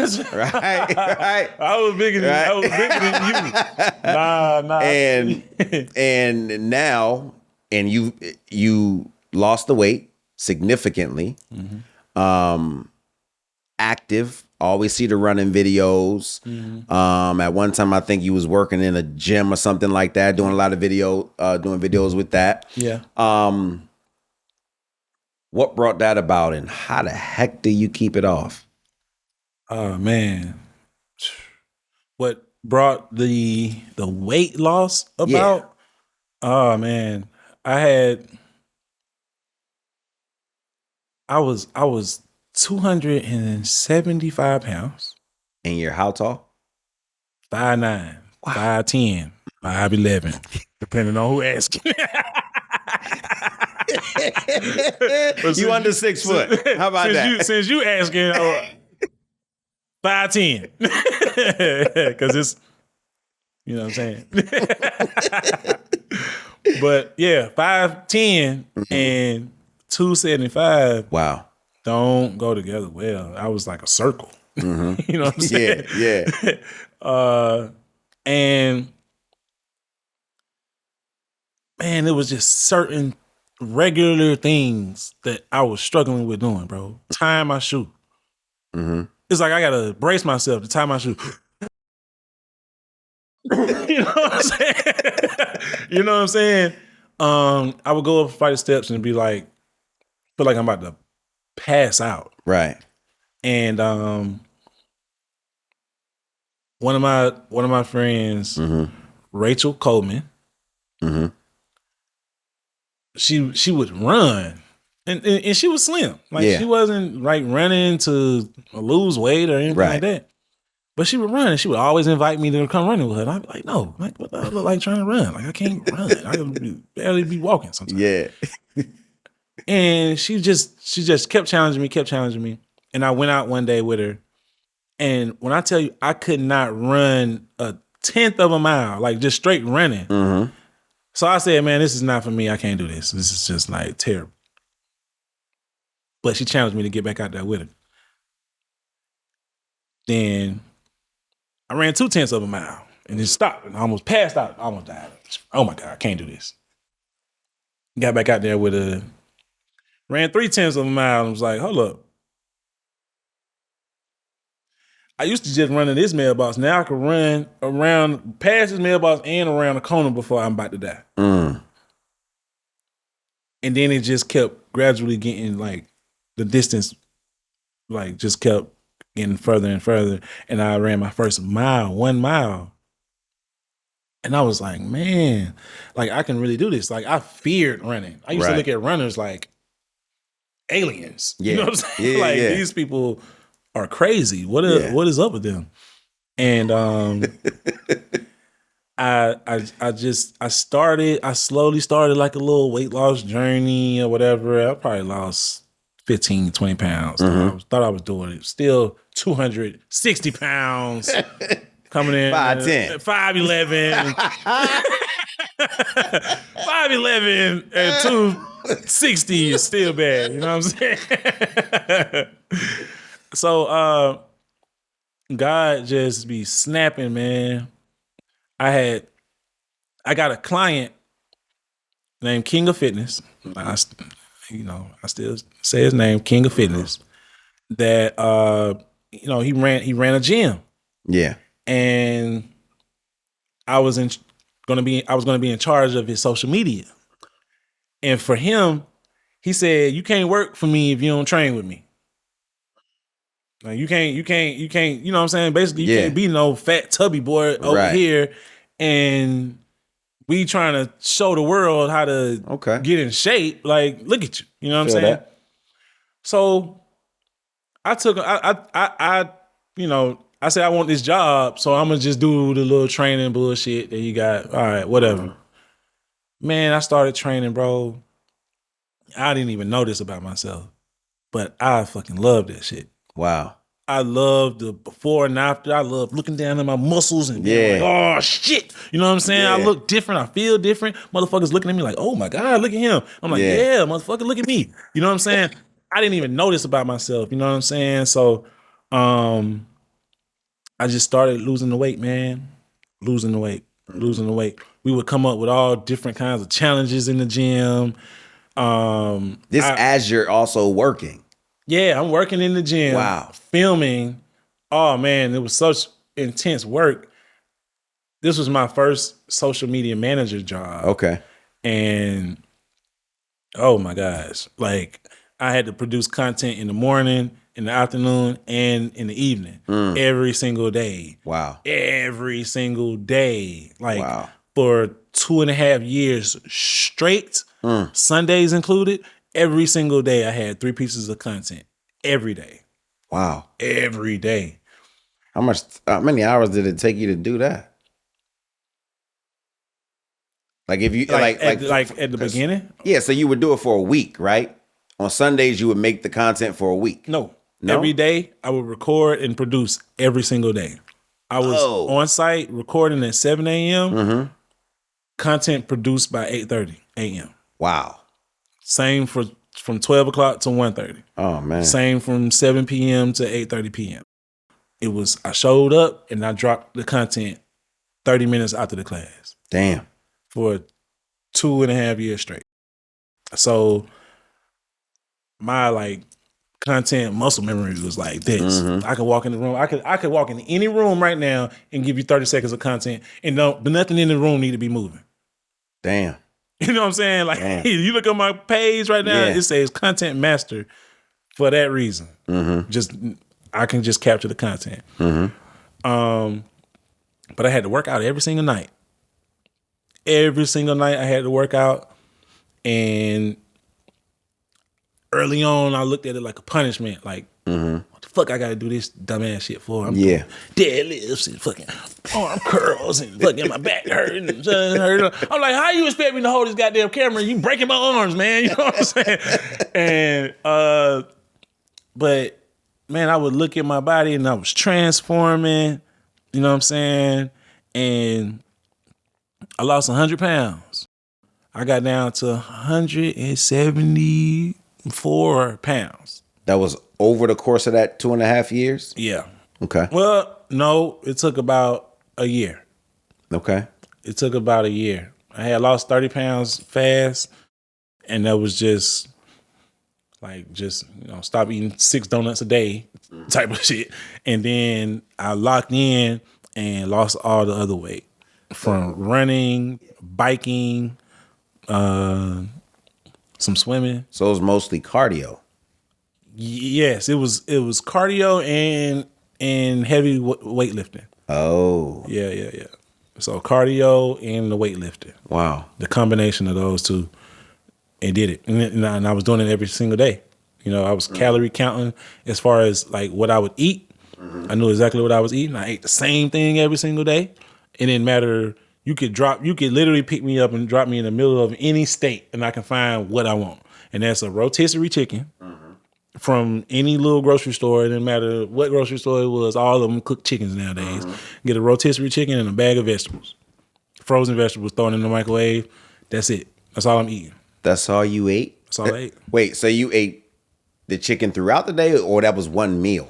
I could eat once a day. I could eat once a day. But what were you doing at that time? At that time, I think I was doing a protein shake in the morning. Yeah, and a rotisserie chicken for the rest of the day, like a rotisserie chicken and like a bag of veggies. I always say a bag of veggies, but it could be any veggies. Wow. From ones that you could just throw in the microwave. Right. 90 seconds, take them out, pour them, and just eat it with some sugar-free barbecue sauce. That's it. And everything else became disgusting. Because it sounds like, damn, how the hell do you eat that over and over and over? I did that because I wanted to look better over and over and over. I wanted to consistently lose weight, so I consistently ate the same shit. I consistently ran and worked out. I did what was working over and over and over and over and over and again. So I'm gonna eat the same shit. I'm gonna go to the same places. I was fucking the same girl. Yeah. I was fucking everything. We kept it all the same, and I was going on the right where I wanted to go. So it worked.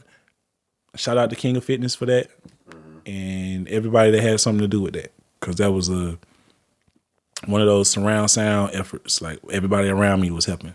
So now, what are you doing to maintain it? Because you haven't gained it back. Right. You clearly ain't 275. At least fat Right. 275. Right. You might be muscular 275. but yeah. So how do you keep it off? Do you still eat the rotisserie chicken thing, or what? Like what's the diet, the workout regimen, all of that? Now, it's not as intense. You know what I'm saying? I don't run as far as I used to. I used to run like 11 miles. I would run. I remember you had the videos and stuff up too. You was motivating me, bro. Yeah. I swear I would watch your videos and be like, this nigga running. I got to go out here. Cause man, I can't. I know I'm gonna hear this shit from this nigga like on the phone. So, but now I bike still. It's bike season for me. Okay. You know what I'm saying? So I bike still. I still watch what I'm eating, you know what I'm saying? Because it's those things that taste really, really good. Like bad, you know. That So I ain't try to good stay for out you, of the yeah. sugars. Huh? Yeah. No, I was saying that ain't good for you. Right. I try to stay away from the sugars. I just try to I know what worked for me a whole lot then. I don't have to be as intense with it now. Right. You know what I mean? But yeah, I just kind of watch what I'm eating. I kind of try to keep it clean. And try to stay away from the pancakes as much as I can. But I'm not the same as I was when I was on that intense journey to lose all that weight. Right. But I'm definitely not who I was before that. You know what I mean? Definitely not who I was before that. So now to keep it off, I work out once a day, do my little push-ups here and there, you know what I'm saying? Hit the gym at least 3 times a week and just try to keep it cool. Not as intense as it was when felt like I was, like a professional boxer and shit like that. But now I definitely still get it in. Okay. So I see you, and yes, this is pun intended. I see you fostering, right? A lot of relationships, celebrity relationships, right? I've seen you connected to a lot of people, right? Again, I be stalking the hell out of your social media. However, because it's just a proud thing. Like, I'm proud of you, right? Appreciate that. And so, is that work in itself with those, like, fostering those relationships? Is it just like a word of mouth thing? Because again, like you said, there's no website to come find you, right? So obviously, industry people are talking. Like, people are talking. Like, people in certain rooms that we, us regular folks, aren't privy to. Right. What's the bat signal? I don't, this time last year, there was this thing called the Foster effect going on in Hollywood. Oh, okay.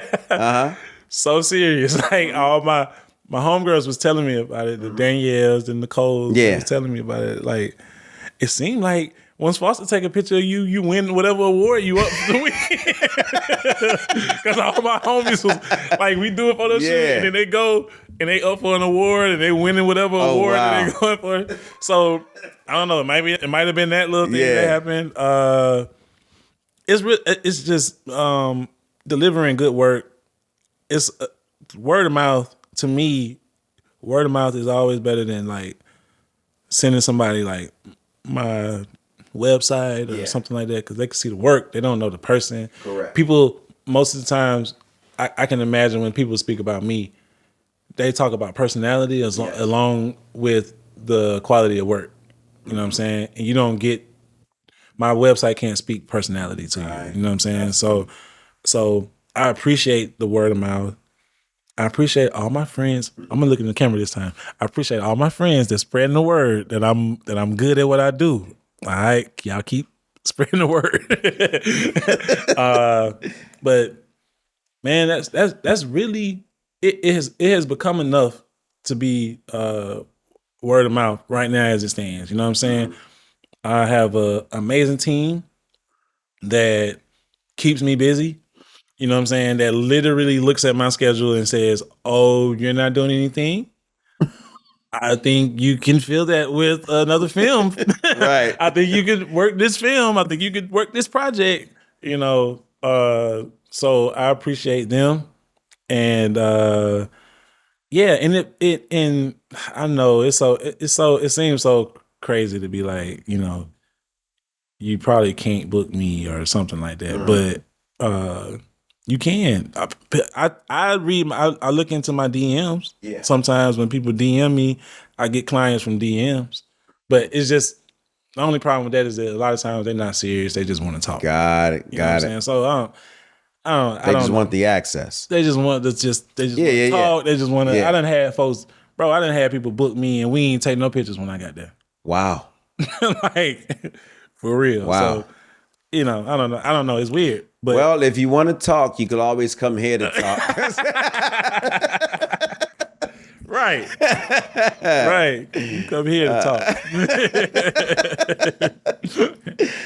Like, what's next? Career wise? Like where, because obviously you're nowhere near the ceiling. Right. I know you're nowhere near the ceiling because I know you. Right? Yeah. So what's next? Like, where do you want to see FLMG? That's Foster Lou Media Group, if you don't know. Hey, there you go. But where do you want to see your career at in 5, 7, 10 years? Now, what's like next? I wouldn't say immediately next, but the near future, we have I have my first film that I'm starring in as an actor. That's gonna be out soon and hitting the the circuit, what is it? Festivals and Film festivals. Mhm. Yeah. So what's next is I'm gonna, I have a film. I have my debut acting role, and it's gonna be hitting film festivals soon. I've been ADing and second ADing a lot of projects. So For those who don't know what that is, well, the first assistant director and second assistant director, two totally different jobs, two totally different worlds. But that's the role I've been playing on set. I also Foster Little Media Group. You'd like to hear this? in case you don't know. Foster Little Media Group has started like a behind the scenes content type of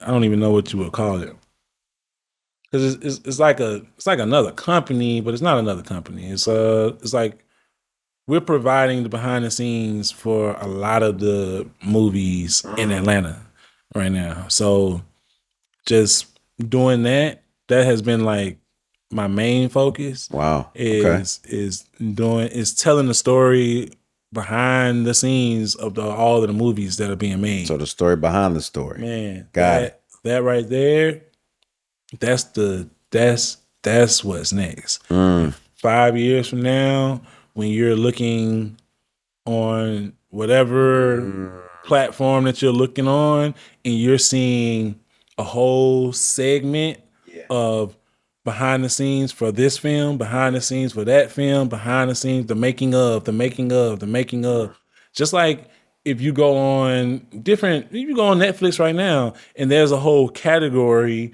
for documentaries. There's a whole category for like reality TV Yes. or whatever. There will be a category for the making of one of your favorite movies. You know what I'm saying? The movie that is hitting the box office and tearing it up. If right now they drop the making of Sinners, people will be right back. They either go right back to theaters and watch it, or that would be a thing that they would really watch at home. Right. You know what I'm saying? People would I definitely know I'd watch that. They really want to see that. You know what I mean? And the industry is not providing that at the level that we are demanding it. Yeah. Like you want that. You know what I'm saying? Absolutely. Will you get it from Sinners? Who knows? But I want to create that lane and make that a normal thing. Right now, a BTS shooter, a BTS photographer is not the absolute. Like, you don't absolutely have to have that person on your call sheet to make a film. But I'm trying to make it to where you do. You know what I'm saying? I'm trying to make it to where you absolutely need that person to document the story. And you want that person to come through the pipeline of FLMG. That. All day. That part. You know what I'm saying? Like, I want to be the main supplier, of behind the scene footage for movies. That's dope. Period. That's the whole thing. That's the big aim. Yeah. You know what I'm saying? Yeah. And we walk to that by just continuously creating, making that space. Like kicking the door down on call sheets and saying, hey, you need a BTS photographer. You know what I'm saying? And creating something that they feel like they can't live without. You know what I mean? Like, I've done that, man. I've done that over and over and over. I went on movie sets, giving content to people that they can post on socials, stuff that the producers and stuff can use that lasts forever, because a photo of your crew working lives in your space forever. Right. This is my team. This is what we do. This is, you know what I'm saying? And that space just has not been swam through like how I'm going to swim through it. That is it. So if you want to know the next year plan, it's the same as the 5-year plan. It's the same as the 10-year plan. That's what I'm on. That's what I'm on. Because it might take 10 years to do it. You know what I'm saying? Yeah. But I'm locked in because that lane, I got it. I got that lane. Like, you know what I'm saying? Like people, like, I got that lane. I've seen BTS on the highest fucking scale and it ain't fucking with me. And that's just that. So that's my lane. That's what I'm on. And in that, I'm gonna do 100 million things along the way, but that is it. Like people ask me, why you don't like DP other projects and why don't you That ain't the aim. The aim is to do what I'm already doing. Right. Just scaling it. Scale it. That's it. I done already found it. I'm there. Already there. We just gotta scale it. I'm damn near 40 years old. Shit, I'm glad. You about to be an old motherfucker. But anyway, go ahead. We gonna do that? We gonna do that? We gonna do that for these people? But nah. But it's just to me, it's just about I'm saying that because I'm thanking God that I found that thing. Yes. I already found that thing. So it's about just scaling it. You know what I'm saying? Scaling it. My main focus is like, you know, making sure my kids are happy type shit. Like I'm just so happy that I'm not out here trying to find myself anymore and just try to find a lane and find like what I'm gonna do. It took a while to get here. But I'm here now. So now it's just about scaling this little dream of mine. Like just scaling it. Because Kurt Franklin called me and this is what he wanted from me. Yeah. You know what I'm saying? Yeah. I just got back from Danielle Brooks' hometown, shooting her at her high school, doing this. You know what I'm saying? I'm going back out with Nicole to do this thing. Naturi, they want this thing. You know what I'm saying? They want me to do what I do, and that's the behind the scenes story. You know what I'm saying? So I found my lane, man. That's what Oprah wanted from me. That's what Kirk wanted from me. You know what I'm saying? And if my dad was still here right now, that's what he would want. He would want me to keep laying the foundation and to keep putting the concrete down because this is what I do, and it's solid.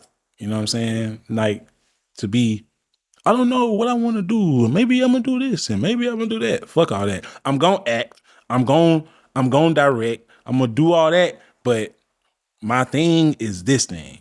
You know what I'm saying? Yes. And I know that for sure. Like, I'm more sure about that than anything. You know what I'm saying? So, love it. Yeah. I love it. Yeah. I think that's solid. Like that's solid to me right now. I want to say that it's a privilege. Yeah. It's been a privilege. It's an honor. Same here. It's been a long time. Yeah. A couple years since we seen each other. Yeah. But we feel always, like yesterday. Yeah. We always talk. Yeah. So that's this has been a great interview, and I'm glad I got to be the first. Yeah. Everything else that happened after January 5th don't even matter, y'all. There'll be some people because I got the first. Yeah. Nah, that's tight. So, but no, man, I appreciate you coming through. I appreciate you for having me, man. Well wishes. Keep on doing what you do, and we definitely gonna work together. We already working together. Yeah. I just want them to know that we gonna work together. Right. Oh, okay. I got you. I see what you're doing. And we gonna work together. Yeah. This year and next year and the year after that. And we got another project up after that. Speak it into existence. That's what I'm talking That's about. it. That's it's gonna it. happen for sure. But yeah. So, all right, till next. I still don't know how to close these things out. And that's kind of what I've been doing. So What you been doing? Well, no, I just been doing this. I've been like, yeah, I don't know how to close these things out. So my thing is going to be, I don't know how to close these things out. And then it's going to cut to whatever the thing is, yo. Because every interview I say, I don't know how to close this out. And then it just goes off. Well, we can't do one where I just get mad and walk out. Man, fuck this shit. Goddamn the sum of them. I love this podcast. Fuck y'all, I'm out.